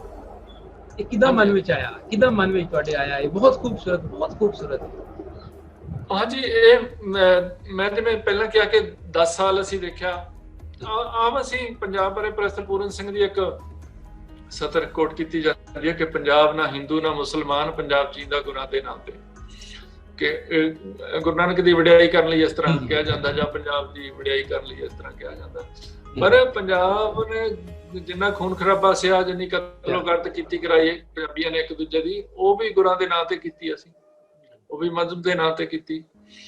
ਤੇ ਜਾਂ ਫਿਰ ਅਸੀਂ ਜੋ ਆਪਣੀ ਜਵਾਨੀ 'ਚ ਦੇਖਿਆ 1980 ਤੋਂ 90 ਤੱਕ, ਉਹਦੇ ਵਿੱਚ ਵੀ ਇਹੀ ਸਾਹਮਣੇ ਗੱਲ ਆਉਂਦੀ ਸੀ ਕਿ ਸਾਡਾ ਆਪਣੇ ਮਜ਼ਹਬ ਨਾਲ, ਆਪਣੇ ਰਹਿਬਰ ਨਾਲ ਸੰਬੰਧ ਠੀਕ ਨਹੀਂ ਹੈ। ਤੇ ਜੇ ਮੇਰਾ ਆਪਣੇ ਰਹਿਬਰ ਨਾਲ ਸੰਬੰਧ ਠੀਕ ਹੋਏਗਾ, ਗੁਰੂ ਨਾਨਕ ਨਾਲ ਸੰਬੰਧ ਠੀਕ ਹੋਏਗਾ, ਤਾਂ ਮੇਰੇ ਕੋਲ ਹਲੀਮੀ ਹੋਏਗੀ, ਨਿਮਰਤਾ ਹੋਏਗੀ, ਮੇਰੇ ਕੋਲ ਸਬਰ ਹੋਏਗਾ, ਸੰਤੋਖ ਹੋਏਗਾ, ਸ਼ੁਕਰ ਹੋਏਗਾ, ਮੇਰੇ ਕੋਲ ਮੁਹੱਬਤ ਹੋਏਗੀ। ਤੇ ਫਿਰ ਜੇ ਇਹ ਚੀਜ਼ਾਂ ਹੋਣਗੀਆਂ ਤਾਂ ਫਿਰ ਖੂਨ ਖਰਾਬਾ ਤਾਂ ਹੋ ਨਹੀਂ ਸਕਦਾ। ਤੇ ਇਹਦਾ ਮਤਲਬ ਕਿ ਸਾਡਾ ਸਾਰਿਆਂ ਦਾ ਹੀ ਆਪੋ ਆਪਣੇ ਮਜ਼ਹਬ ਨਾਲ ਸੰਬੰਧ ਠੀਕ ਨਹੀਂ ਹੈ। ਤੇ ਇਹਦੇ ਵਿਸਥਾਰ ਵਿੱਚ ਕਹਿਣਾ ਹੋਵੇ ਤੇ ਦੂਜੇ ਤੇ ਦੋਸ਼ ਦੇਣ ਦੀ ਬਜਾਏ ਕਿ ਤੇਰਾ ਆਪਣੇ ਮਜ਼ਹਬ ਨਾਲ ਸੰਬੰਧ ਠੀਕ ਨਹੀਂ ਹੈ ਤੇ ਉਹਦੇ ਨਾਲ ਸੰਬੰਧ ਠੀਕ ਨਹੀਂ ਹੈ, ਤਾਂ ਉਹਦੇ ਨਾਲ ਬਿਹਤਰ ਹੈ ਕਿ ਮੈਂ ਆਪਣਾ ਆਪਣੇ ਰਹਿਬਰ ਨਾਲ, ਆਪਣੇ ਮਜ਼ਹਬ ਨਾਲ ਸੰਬੰਧ ਚੈੱਕ ਕਰਾਂ ਠੀਕ, ਤੇ ਉਹਨੂੰ ਠੀਕ ਕਰਨਾ ਤਾਂ ਉਦੋਂ ਬਾਅਦ ਦੀ ਗੱਲ ਆ। ਤਾਂ ਫਿਰ ਇਸੇ ਤਰ੍ਹਾਂ ਹੀ ਇਹ ਕਵਿਤਾ ਬਣਦੀ ਕਿ ਅਸੀਂ ਨਾਨਕ ਦੇ ਕੀ ਲੱਗਦੇ ਹਾਂ। ਅਸੀਂ 'ਚ ਵੀ ਮੈਂ ਆਪਣੇ ਹਮ ਮਜ਼ਹਬ ਲੋਕਾਂ ਨੂੰ ਨਹੀਂ ਕਹਿੰਦਾ ਕਿ ਤੁਸੀਂ ਕੀ ਲੱਗਦੇ ਹੋ, ਮੈਂ ਵੀ ਉਹਨਾਂ 'ਚ ਸ਼ਾਮਲ ਹਾਂ। ਅਸੀਂ ਦੇ ਵਿੱਚ ਮੈਂ ਵੀ ਬੰਦੇ ਦੀ ਸ਼ਾਮਲ ਹੁੰਦੀ ਹੈ ਕਿ ਸਾਡਾ ਸਮਝ ਦਾ ਹੀ ਕੁਛ ਰਿਹਾ ਕਿ ਅਸੀਂ ਇਹਦੇ ਬਾਰੇ ਸੋਚ ਕਰੀਏ, ਵਿਚਾਰ ਕਰੀਏ, ਤੇ ਤਾਂ ਕਿ ਅਸੀਂ ਥੋੜੇ ਸੁਖੀ ਹੋ ਸਕੀਏ। ਅੱਛਾ, ਤੁਸੀਂ ਮਜ਼ਹਬ ਨਾਲ ਬੜਾ ਜੁੜੇ ਜੀ, ਬੜੀ ਸੋਹਣੀ ਗੱਲ ਹੈ, ਬਹੁਤ ਅੱਛੀ ਗੱਲ ਹੈ ਕਿ ਆਪਣੇ ਮਜ਼ਹਬ ਨਾਲ ਇਨਸਾਨ ਨੂੰ ਪਿਆਰ ਹੁੰਦਾ ਹੈ, ਫਿਕਰੀ ਚੀਜ਼ ਹੈ। ਲੇਕਿਨ ਕੁਝ ਲੋਕ ਨੇ ਮਜ਼ਹਬ ਤੋਂ ਦੂਰ ਰਹਿੰਦੇ ਨੇ। ਤੁਸੀਂ ਬੜੇ ਸੋਹਣੇ ਢੰਗ ਨਾਲ, ਬੜੇ ਸੋਹਣੇ ਤਰੀਕੇ ਨਾਲ ਜੁੜੇ ਜੀ, ਖੁਸ਼ੀ ਵਾਲੀ ਗੱਲ ਹੈ, ਗੁਰਬਾਣੀ ਨਾਲ ਬਹੁਤ ਜੁੜੇ ਜੀ। ਇਹਨੂੰ ਕਿਸ ਤਰ੍ਹਾਂ ਤੁਸੀਂ ਲੋਕਾਂ ਦੇ ਸਾਹਮਣੇ ਪੇਸ਼ ਕਰਨਾ ਚਾਹੁੰਦੇ ਹੋ ਕਿ ਮਨ ਦੇ ਵਿੱਚ ਇਹ ਹੈਗਾ ਵੀ ਕਿ ਲੋਕ ਇਹਦੇ ਤੋਂ ਸੇਧ ਲੈਣ, ਸੁਧਰ ਸਕਣ ਗੁਰਬਾਣੀ ਤੋਂ? ਤੁਸੀਂ ਆਪਣੇ ਵਿਚਾਰ ਸਾਂਝੇ ਕਰੋ ਨਾ ਇਸ ਬਾਰੇ, ਗੁਰਬਾਣੀ ਨੂੰ ਲੈ ਕੇ। ਮੈਨੂੰ ਤੁਹਾਡਾ ਸਵਾਲ ਸਮਝ ਨਹੀਂ ਆਇਆ। ਮੈਂ ਕਹਿ ਰਿਹਾ ਕਿ ਤੁਸੀਂ ਗੁਰਬਾਣੀ ਨਾਲ ਬਹੁਤ ਜੁੜੇ ਜੇ, ਤੇ ਤੁਸੀਂ ਆਪਣੇ ਵਿਚਾਰ ਸਾਂਝੇ ਕਰੋ ਕਿ ਕਿਸ ਤਰ੍ਹਾਂ ਲੋਕ ਸੇਧ ਲੈ ਸਕਣ, ਸੁਧਰ ਸਕਣ ਗੁਰਬਾਣੀ ਨੂੰ ਲੈ ਕੇ। ਇੱਕ ਮਤਲਬ ਆਮ ਉਪਰ ਜਿਹੜੇ ਪੰਜਾਬ ਦੇ ਵਿੱਚ ਮਤਲਬ ਤੁਸੀਂ ਗੁਰਬਾਣੀ ਤੋਂ ਕਿਸ ਤਰ੍ਹਾਂ?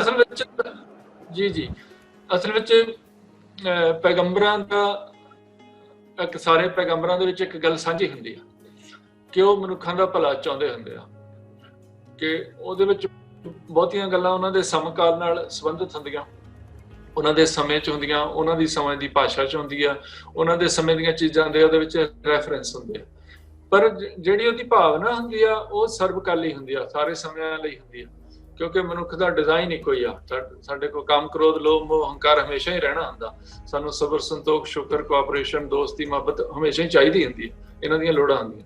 ਇਸ ਕਰਕੇ ਮਨੁੱਖੀ ਡਿਜ਼ਾਈਨ ਜੇ ਸਰਬਕਾਲੀ ਆ, ਤਾਂ ਜਿਹੜੇ ਸਾਡੇ ਪੈਗੰਬਰਾਂ ਦੇ ਬੋਲ ਨੇ, ਪੈਗੰਬਰਾਂ ਦੇ ਜਿਹੜੀ ਸਿੱਖਿਆ ਆ, ਉਹ ਵੀ ਸਰਬਕਾਲੀ ਆ, ਉਹਦਾ ਮਹੱਤਵ ਵੀ ਹਮੇਸ਼ਾ ਲਈ ਬਣਿਆ ਰਹਿਣਾ। ਇਸੇ ਕਰਕੇ ਅਸੀਂ ਬਾਣੀ ਨੂੰ ਜੁਗੋ ਜੁਗੋ ਢਲ ਕਹਿ ਦਿੰਦੇ ਹਾਂ, ਕਿ ਹਮੇਸ਼ਾ ਲੋੜ ਪੈਂਦੀ ਰਹਿਣੀ ਹੈ। ਪਰ ਉਹਨੂੰ ਸਾਨੂੰ ਆਪਣੇ ਸਮੇਂ ਤੇ, ਆਪਣੀਆਂ ਹਾਲਤਾਂ ਮੁਤਾਬਕ, ਆਪਣੇ ਸਥਿਤੀਆਂ ਮੁਤਾਬਕ ਉਹਨੂੰ ਇੰਟਰਪ੍ਰੀਟ ਕਰਨਾ ਪਏਗਾ, ਉਹਦੀ ਵਿਆਖਿਆ ਕਰਨੀ ਪਏਗੀ, ਜਾਂ ਕਹਿ ਲਓ ਉਹਦੇ ਵਿੱਚੋਂ ਆਪਣੇ ਸਮੇਂ ਲਈ ਇੱਕ ਰੋਸ਼ਨੀ ਲੱਭਣੀ ਪਏਗੀ, ਤੇ ਉਹ ਜਿਹੜੀ ਲੱਭੀ ਹੋਈ ਰੋਸ਼ਨੀ ਸਾਨੂੰ ਫੈਲਾਉਣੀ ਪਏਗੀ। ਮੇਰਾ ਖਿਆਲ ਇਹ ਦਾਨਸ਼ਵਰਾਂ ਦਾ ਕੰਮ ਆ, ਸੁਖਨਵਰਾਂ ਦਾ ਇਹ ਕੰਮ ਆ, ਜਿਹੜਾ ਉਹਨਾਂ ਦੇ ਉੱਤੇ ਐਤ ਹੋਇਆ ਉਹਨਾਂ ਨੂੰ ਕਰਨਾ ਚਾਹੀਦਾ। ਤੇ ਬਹੁਤਾ ਹੋ ਗਿਆ ਕਿ ਅਸੀਂ ਮਜ਼ਹਬ ਨੂੰ ਲੜਨ ਲਈ ਵਰਤਣ ਲੱਗੇ, ਆਪਣੀ ਧੌਂਸ ਜਮਾਉਣ ਲਈ ਵਰਤਣ ਲੱਗੇ, ਦੂਜਿਆਂ ਤੇ ਡੋਮੀਨੇਟ ਕਰਨ ਲਈ ਕਰਨ ਲੱਗੇ, ਅਸੀਂ ਕੁਰਸੀ ਚੌਧਰ ਲੈਣ ਲਈ, ਖਾਸ ਕਰਕੇ ਜਿੱਦਾਂ ਦੀ ਹੁਣ ਡੈਮੋਕ੍ਰੇਸੀ ਦੇ ਅਸੀਂ ਵਸ ਪਏ ਹਾਂ, ਉਹਦੀ ਵਰਤੋਂ ਕਰਨ ਲੱਗ ਗਏ। ਤਾਂ ਜਿਹੜੀ ਉਹਦੀ ਅਸਲੀ ਭਾਵਨਾ ਉਹ ਪਿੱਛੇ ਰਹਿ ਜਾਂਦੀ ਆ, ਉਹ ਲੋਕਾਂ ਤੱਕ ਪਹੁੰਚਦੀ ਨਹੀਂ। ਫਿਰ ਉਹ ਕੰਮ ਸਿਆਸਤਦਾਨਾਂ ਨੇ ਤਾਂ ਕਰਨਾ ਨਹੀਂ, ਨੌਕਰੀ ਕਰਨ ਵਾਲਿਆਂ ਨੇ ਤਾਂ ਕਰਨਾ ਨਹੀਂ। ਤੇ ਫਿਰ ਜੇ ਤੁਸੀਂ ਅੱਖਰਾਂ ਵਾਲੇ ਲੋਕ ਹੋ, ਸ਼ਬਦਾਂ ਵਾਲੇ ਲੋਕ ਹੋ, ਸੁਖਣ ਵਾਲੇ ਲੋਕ ਹੋ, ਤੁਹਾਡੀ ਉਹ ਬਹੁਤ ਡਿਊਟੀ, ਤੁਹਾਡੇ ਤੇ ਬਹੁਤ ਇੱਕ ਜ਼ਿੰਮੇਵਾਰੀ ਅਹਿਦ ਹੋ ਜਾਂਦੀ ਹੈ। ਤੇ ਉਹ ਮੈਨੂੰ ਲੱਗਦਾ ਕਿ ਉਹ ਆਪਣੇ ਸਮੇਂ 'ਚ ਸਾਰਿਆਂ ਨੂੰ ਸਾਨੂੰ ਕਰਨੀ ਚਾਹੀਦੀ ਹੈ। ਬਹੁਤ ਸੋਹਣਾ ਜੀ, ਬੜੀ ਸੋਹਣੀ ਗੱਲ ਕੀਤੀ ਤੁਸੀਂ ਨੇ। ਇਹ ਲਿਖਣ ਵਾਲਿਆਂ ਦਾ ਕੰਮ ਆ, ਜਿਹੜੇ ਸ਼ਬਦਾਂ ਨਾਲ ਜੁੜੇ ਨੇ ਉਹਨਾਂ ਦਾ ਇੱਕ ਕੰਮ ਹੈ। ਅੱਛਾ, ਵਾਤਾਵਰਨ ਗ੍ਰੀਨਰੀ ਨੂੰ ਲੈ ਕੇ ਤੁਸੀਂ ਬਹੁਤ ਕੰਮ ਕੀਤਾ ਹੈ, ਦਰਖਤਾਂ ਨਾਲ ਤੁਹਾਡਾ ਬੜਾ ਇੱਕ ਮੋਹ ਪਿਆਰ ਹੈ। ਮੈਂ ਤੁਹਾਡੀ ਇੰਟਰਵਿਊ ਵੀ ਦੇਖਦਾ, ਮੁਲਾਕਾਤਾਂ ਵੀ ਦੇਖੀਆਂ, ਤੁਹਾਡੇ ਮੈਂ ਤਸਵੀਰਾਂ ਵੀ ਦੇਖਦਾ ਰਹਿੰਦਾ। ਤੁਸੀਂ ਲੁਧਿਆਣੇ ਦੇ ਬੁੱਢੇ ਨਾਲੇ ਨੂੰ ਵੀ ਸੁਧਾਰਿਆ, ਉਹਦੇ ਲਈ ਤੁਸੀਂ ਬੜਾ ਕੰਮ ਕੀਤਾ ਤੁਸੀਂ ਨੇ ਜਿਹੜਾ। ਅੱਛਾ, ਇਹ ਕਿਸ ਤਰ੍ਹਾਂ ਲੈਂਦੇ ਹੋ ਤੁਸੀਂ ਵਾਤਾਵਰਨ ਨੂੰ? ਤੁਸੀਂ ਕਿਉਂਕਿ ਅਦਬ ਦਾ ਵਾਤਾਵਰਨ ਦਾ ਇੱਕ ਤਾਲੁਕ ਹੁੰਦਾ ਹੈ, ਤੇ ਮੈਂ ਉਹ ਤੁਹਾਡੇ ਵਰਗੇ ਤਖਲੀਕਕਾਰ ਦੀ ਲਿਖਤਾਂ ਵਿੱਚ ਬੜੇ ਸੋਹਣੇ ਢੰਗ ਨਾਲ ਉਹ ਤਾਲੁਕ ਨਜ਼ਰ ਮੈਨੂੰ ਹੁੰਦਾ ਮੈਂ ਜੇ ਦੇਖਾਂ ਤੇ। ਤੁਸੀਂ ਕਿਸ ਤਰ੍ਹਾਂ ਲੈਂਦੇ ਹੋ ਇਸ ਚੀਜ਼ ਨੂੰ? ਅਸਲ ਵਿੱਚ ਜਦੋਂ ਮਾਡਰਨਿਟੀ ਆਈ ਨਾ ਬਖਾਰੀ ਸਾਹਿਬ, ਜਾਂ ਆਧੁਨਿਕਤਾ ਆਈ, ਜਾਂ ਇੰਡਸਟਰੀਅਲਾਈਜੇਸ਼ਨ ਆਈ, ਜਾਂ ਨਵੀਂ ਤਰ੍ਹਾਂ ਦਾ ਟ੍ਰੇਡ ਆਇਆ, ਉਦੋਂ ਇੱਕ ਸਮਝ ਸਾਡੀ ਬਣ ਗਈ। ਜਾਂ ਸਾਇੰਸ ਨੇ ਜਿੱਦਾਂ ਤਰੱਕੀ ਕੀਤੀ, ਅਸੀਂ ਕੰਪਾਰਟਮੈਂਟੇਸ਼ਨ ਬਹੁਤ ਦੇਖੀ, ਚੀਜ਼ਾਂ ਨੂੰ ਤੋੜ ਕੇ ਦੇਖਣ ਦੇ ਆਦੀ ਹੋ ਗਏ।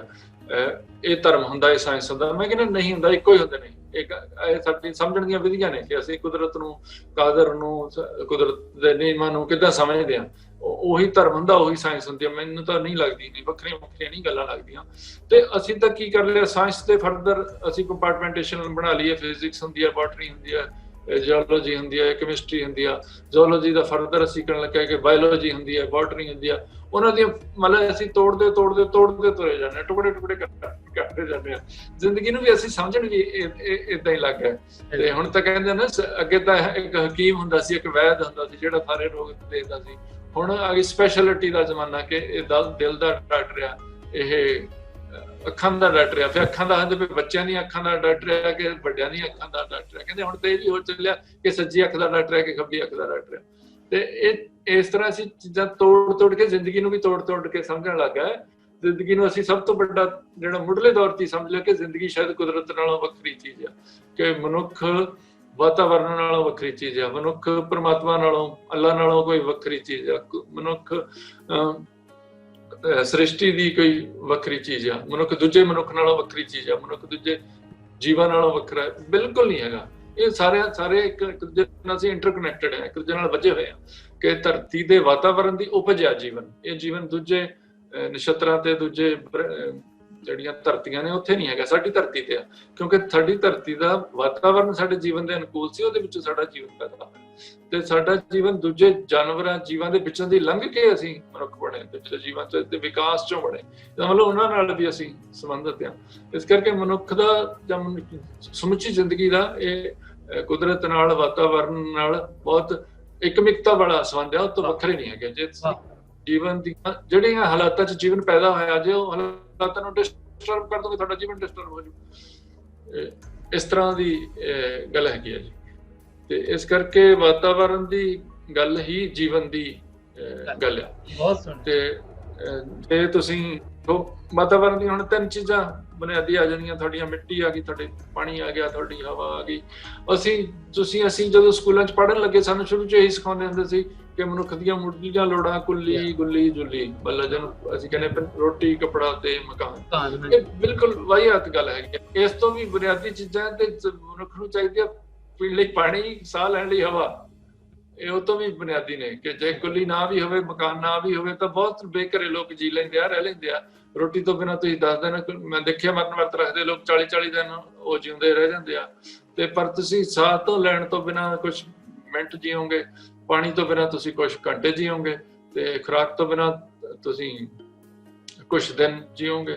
ਇਸ ਕਰਕੇ ਇਹ ਵਾਤਾਵਰਨ ਦੀ ਕਹਾਣੀ ਆ ਜਿਹੜੀ ਜੀਵਨ ਆ, ਨਾ ਕਿ ਤੁਹਾਡੇ ਕੱਪੜਿਆਂ ਦੀ ਕਹਾਣੀ ਆ, ਤੁਹਾਡੇ ਮਕਾਨਾਂ ਦੀ ਕਹਾਣੀ ਆ, ਤੁਹਾਡੇ ਪੈਸਿਆਂ ਦੀ ਕਹਾਣੀ ਆ। ਇਸ ਕਰਕੇ ਇਹਦੇ ਨਾਲ ਸਾਡਾ ਜਿਹੜਾ ਸੰਬੰਧ ਆ ਮੁੜ ਤੋਂ ਠੀਕ ਕਰਨ ਦੀ ਲੋੜ ਆ, ਹੋਣਾ ਚਾਹੀਦਾ। ਬਹੁਤੀ ਵਾਰੀ ਤੁਸੀਂ ਦੁਨੀਆ 'ਚ ਫਿਰ ਤੁਰ ਕੇ ਦੇਖ ਲੈਂਦੇ ਆ, ਅਸੀਂ ਜਿਹੜੇ ਇੰਡਸਟਰੀਲਾਈਜੇਸ਼ਨ ਹੈ, ਯੂਰਪ ਦੀ ਰੀਸੇ ਲੈ ਕੇ ਆਏ, ਉਹਨਾਂ ਵਰਗਾ ਵਿਕਾਸ ਕਰਨ ਲੱਗੇ, ਉਹਨਾਂ ਵਰਗੀ ਮਿਸ਼ਨਰੀ ਲੈ ਲਈਏ, ਉਹਨਾਂ ਵਰਗੀ ਇੰਡਸਟਰੀਲਾਈਜੇਸ਼ਨ ਲੈ ਲਈ। ਤੇ ਪਰ ਉਹਨਾਂ ਦੇ ਜਦੋਂ ਇਹ ਨਵਾਂ ਕੰਮ ਸ਼ੁਰੂ ਹੋਇਆ ਸੀ, ਉਹਨਾਂ ਦੇ ਦਰਿਆ ਪਲੀਤ ਹੋ ਗਿਆ ਸੀ, ਹਵਾ ਪਲੀਤ ਹੋ ਗਈ ਸੀ, ਪਰ ਲੋਕ ਵਾਪਸ ਮੁੜੇ, ਉਹਨਾਂ ਨੂੰ ਸਮਝ ਆ ਗਈ ਹੁਣ ਉਹਨਾਂ ਦੇ ਦਰਿਆ, ਪਾਣੀ ਸਭ ਠੀਕ ਠਾਕ ਨੇ, ਉਹਨਾਂ ਦਾ ਵਾਤਾਵਰਨ ਸਾਡੇ ਨਾਲੋਂ ਠੀਕ ਹੈ। ਖਾਸ ਤੌਰ ਤੇ ਤੁਸੀਂ ਜਿਹੜੀਆਂ ਨਵੇਂ ਦੇਸ਼ ਨੇ, ਅਮਰੀਕਾ, ਕੈਨੇਡਾ ਵਰਗੇ, ਉਹਨਾਂ ਦੇ ਤੁਸੀਂ ਪਾਣੀ ਦੇਖੋ ਤੇ ਉਹਨਾਂ ਦੇ ਦਰਿਆ ਦੇਖੋ, ਉਹਨਾਂ ਦੇ ਸ਼ਹਿਰਾਂ ਵਿੱਚ ਹੀ ਵਗਦੇ ਲੰਘਦੇ ਜਿਹੜੀਆਂ ਵਾਟਰ ਬੋਡੀਜ਼ ਨੇ ਬਹੁਤ ਸੰਭਾਲੀਆਂ ਹੋਈਆਂ, ਉਹਨਾਂ ਦੀਆਂ ਝੀਲਾਂ ਬਹੁਤ ਸੋਹਣੀਆਂ ਨੇ। ਤੇ ਫਿਰ ਸਾਨੂੰ ਥੋੜਾ ਫਿਲਮ ਤੁਰਨ ਦਾ ਇੰਨਾ ਫਾਇਦਾ ਤਾਂ ਹੋਣਾ ਚਾਹੀਦਾ, ਅਸੀਂ ਉਹਨਾਂ ਤੋਂ ਸਿੱਖ ਸਕਦੇ ਹਾਂ। ਤੇ ਇਸ ਕਰਕੇ ਅਸੀਂ ਆਪਣੇ ਸ਼ਹਿਰਾਂ ਨੂੰ ਵੀ ਉੱਦਾਂ ਦੇ ਖੂਬਸੂਰਤ ਬਣਾਈਏ, ਅਸੀਂ ਆਪਣੇ ਕੁਦਰਤੀ ਸਰੋਤਾਂ ਨੂੰ ਸਾਫ਼ ਸਵੱਛ ਬਣਾਈਏ। ਇਹ ਇਸ ਤਰ੍ਹਾਂ ਮਿਲੀ ਜੁਲੀ ਇਸ ਕੰਮ ਦੀ ਪ੍ਰੇਰਨਾ ਮਿਲੀ ਹੋਈ ਹੈ। ਬਹੁਤ ਸੋਹਣਾ ਜੀ, ਬੜੀਆਂ ਸੋਹਣੀਆਂ ਤੁਸੀਂ ਨੇ ਆਪਣੇ ਵਿਚਾਰ ਸਾਂਝੇ ਕੀਤੇ। ਤੁਸੀਂ ਕਵਿਤਾ ਨਾਲ ਕਿਉਂਕਿ ਜੁੜੇ ਜੇ, ਤੁਹਾਡਾ ਬੜਾ ਗੂੜਾ ਤਾਲੁਕ ਹੈ। ਉਰਦੂ ਵਿੱਚ ਨਾ ਜੀ ਜਸਵੰਤ ਸਿੰਘ ਜ਼ਫਰ ਸਾਹਿਬ ਇੱਕ ਤਜਰਬਾ ਕੀਤਾ ਗਿਆ ਕਿ ਰਲ ਕੇ ਕਵਿਤਾ ਲਿਖਣ ਦਾ, ਬਈ ਇੱਕ ਮਿਸਰਾ ਕਿਸੇ ਦਾ ਹੈ, ਅਗਲਾ ਦੂਸਰਾ ਕਿਸੇ ਨਾਲ ਹੋਰ ਸ਼ਾਇਰ ਨੇ ਲਿਖਿਆ, ਤੀਸਰਾ ਮਿਸਰਾ ਕਿਸੇ ਹੋਰ ਸ਼ਾਇਰ ਦਾ ਹੈ। 5-7 ਲੋਕਾਂ ਨੇ ਰਲ ਕੇ ਕਵਿਤਾ ਲਿਖੀ। ਤੁਸੀਂ ਨਹੀਂ ਸਮਝਦੇ ਕਿ ਪੰਜਾਬੀ 'ਚ ਵੀ ਇਹੋ ਜਿਹੇ ਤਜਰਬੇ ਹੋਣੇ ਚਾਹੀਦੇ, ਪੰਜਾਬੀ ਕਵਿਤਾ ਨੂੰ ਹੋਰ ਖਿਲਾਰ ਦੇਣ ਲਈ, ਉਹਦਾ ਕੈਨਵਸ ਹੋਰ ਵਸੀਹ ਕਰਨ ਲਈ? ਤੁਹਾਡਾ ਕੀ ਖਿਆਲ ਹੈ? ਹਾਂ, ਕੀਤਾ ਜਾ ਸਕਦਾ ਜਿਸ ਪੱਧਰ ਤੇ।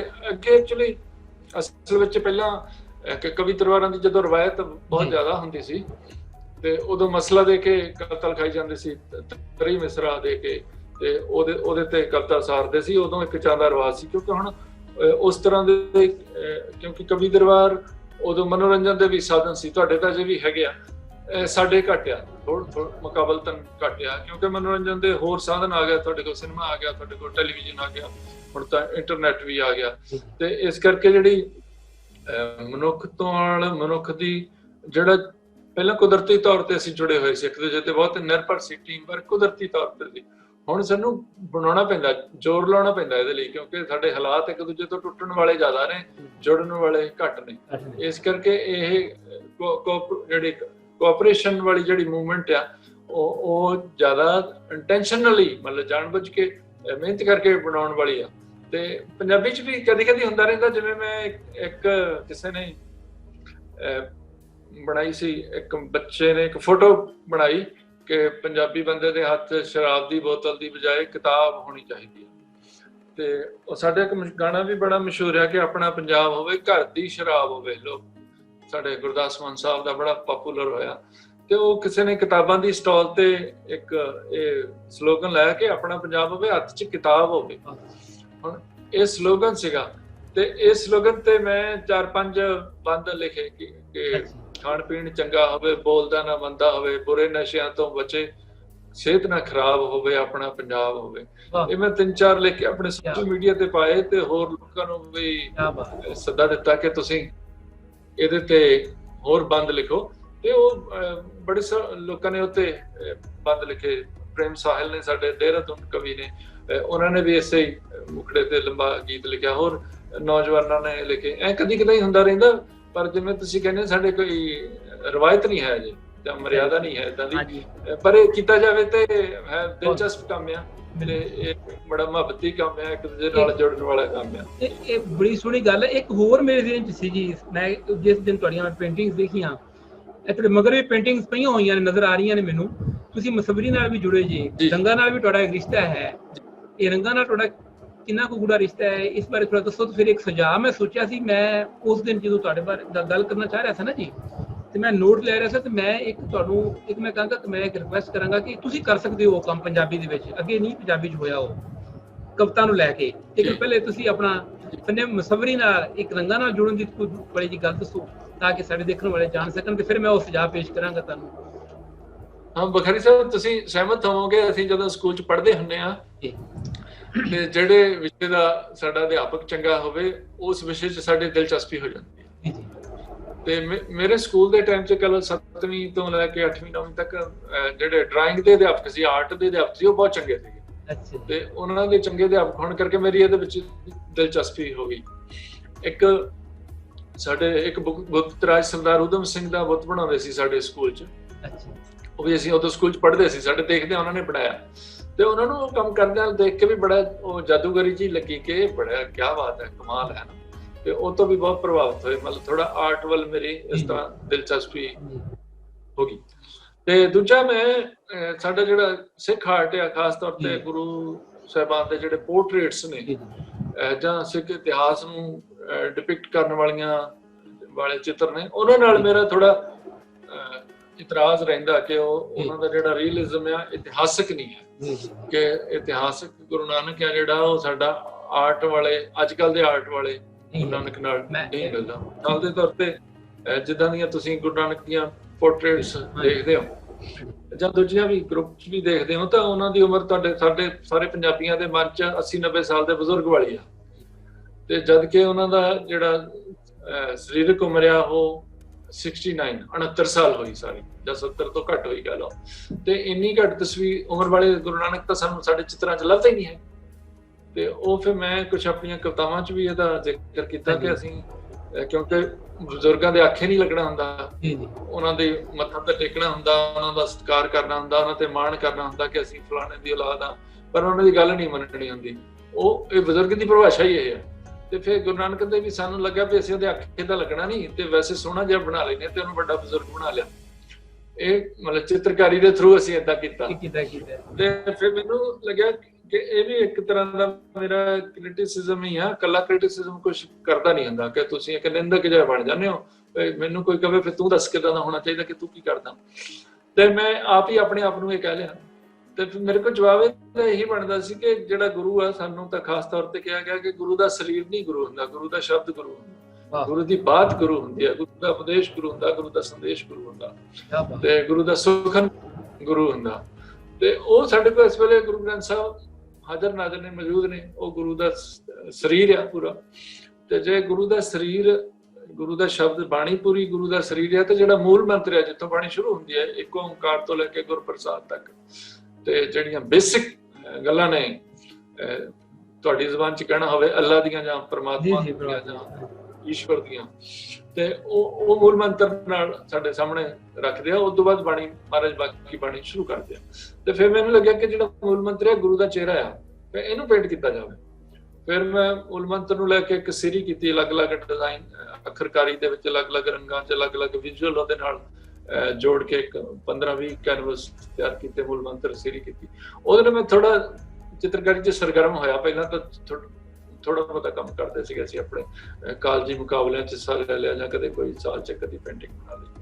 ਉਹ ਮੈਂ ਬਕਾਇਦਗੀ ਨਾਲ ਪ੍ਰੋਜੈਕਟ ਵਾਂਗੂ ਕੰਮ ਕੀਤਾ। ਮੈਨੂੰ ਸੀ ਕਿ ਰਿਵਾਜ ਪੈਣਾ ਚਾਹੀਦਾ। ਉਸ ਤੋਂ ਬਾਅਦ ਬਹੁਤ ਸਾਰੇ ਨੌਜਵਾਨ ਗੁਰਬਾਣੀ ਪੇਂਟਿੰਗ ਵੱਲ ਆਏ, ਫਿਰ ਮੈਂ ਕੁਝ ਹੋਰ ਚੀਜ਼ਾਂ ਲੈ ਕੇ, ਜਿਹੜੀਆਂ ਤੁਸੀਂ ਪਿੱਛੇ ਦੇਖਦੇ ਹੋ ਵੀ ਗੁਰਬਾਣੀ ਬੇਸਡ ਪੇਂਟਿੰਗ ਹੈ, ਜਿਵੇਂ ਤੁਹਾਨੂੰ ਦਰਖਤਾਂ ਦੀ ਦਸਰੀ ਆ, ਉਹ ਦਰਖਤਾਂ ਦੇ ਤਣਿਆਂ ਨਾਲ ਲਿਖਿਆ ਹੋਇਆ ਰੁੱਖ ਬਿਰਖ, ਜਿਹੜੇ ਦਰਖਤ ਦੇ ਤਣੇ ਦੇਖੋ ਤਾਂ ਰੁੱਖ ਬਿਰਖ, ਤੇ ਉਹਦੇ ਉੱਪਰ ਹੈਗਾ ਜਾ ਕੇ ਰੁੱਖ ਬਿਰਖ ਆਰਾਓ। ਇਹ ਗੁਰੂ ਨਾਨਕ ਦੀ ਸਤਰ ਆ ਕਿ ਜਿਹੜੇ ਪ੍ਰਮਾਤਮਾ ਨੇ ਮਨੁੱਖਾਂ ਦੇ ਸੁਖੀ ਰਹਿਣ ਲਈ ਇਹ ਰੈਸਟ ਹਾਊਸ ਬਣਾਏ ਨੇ, ਰੁੱਖ ਬਿਰਖ।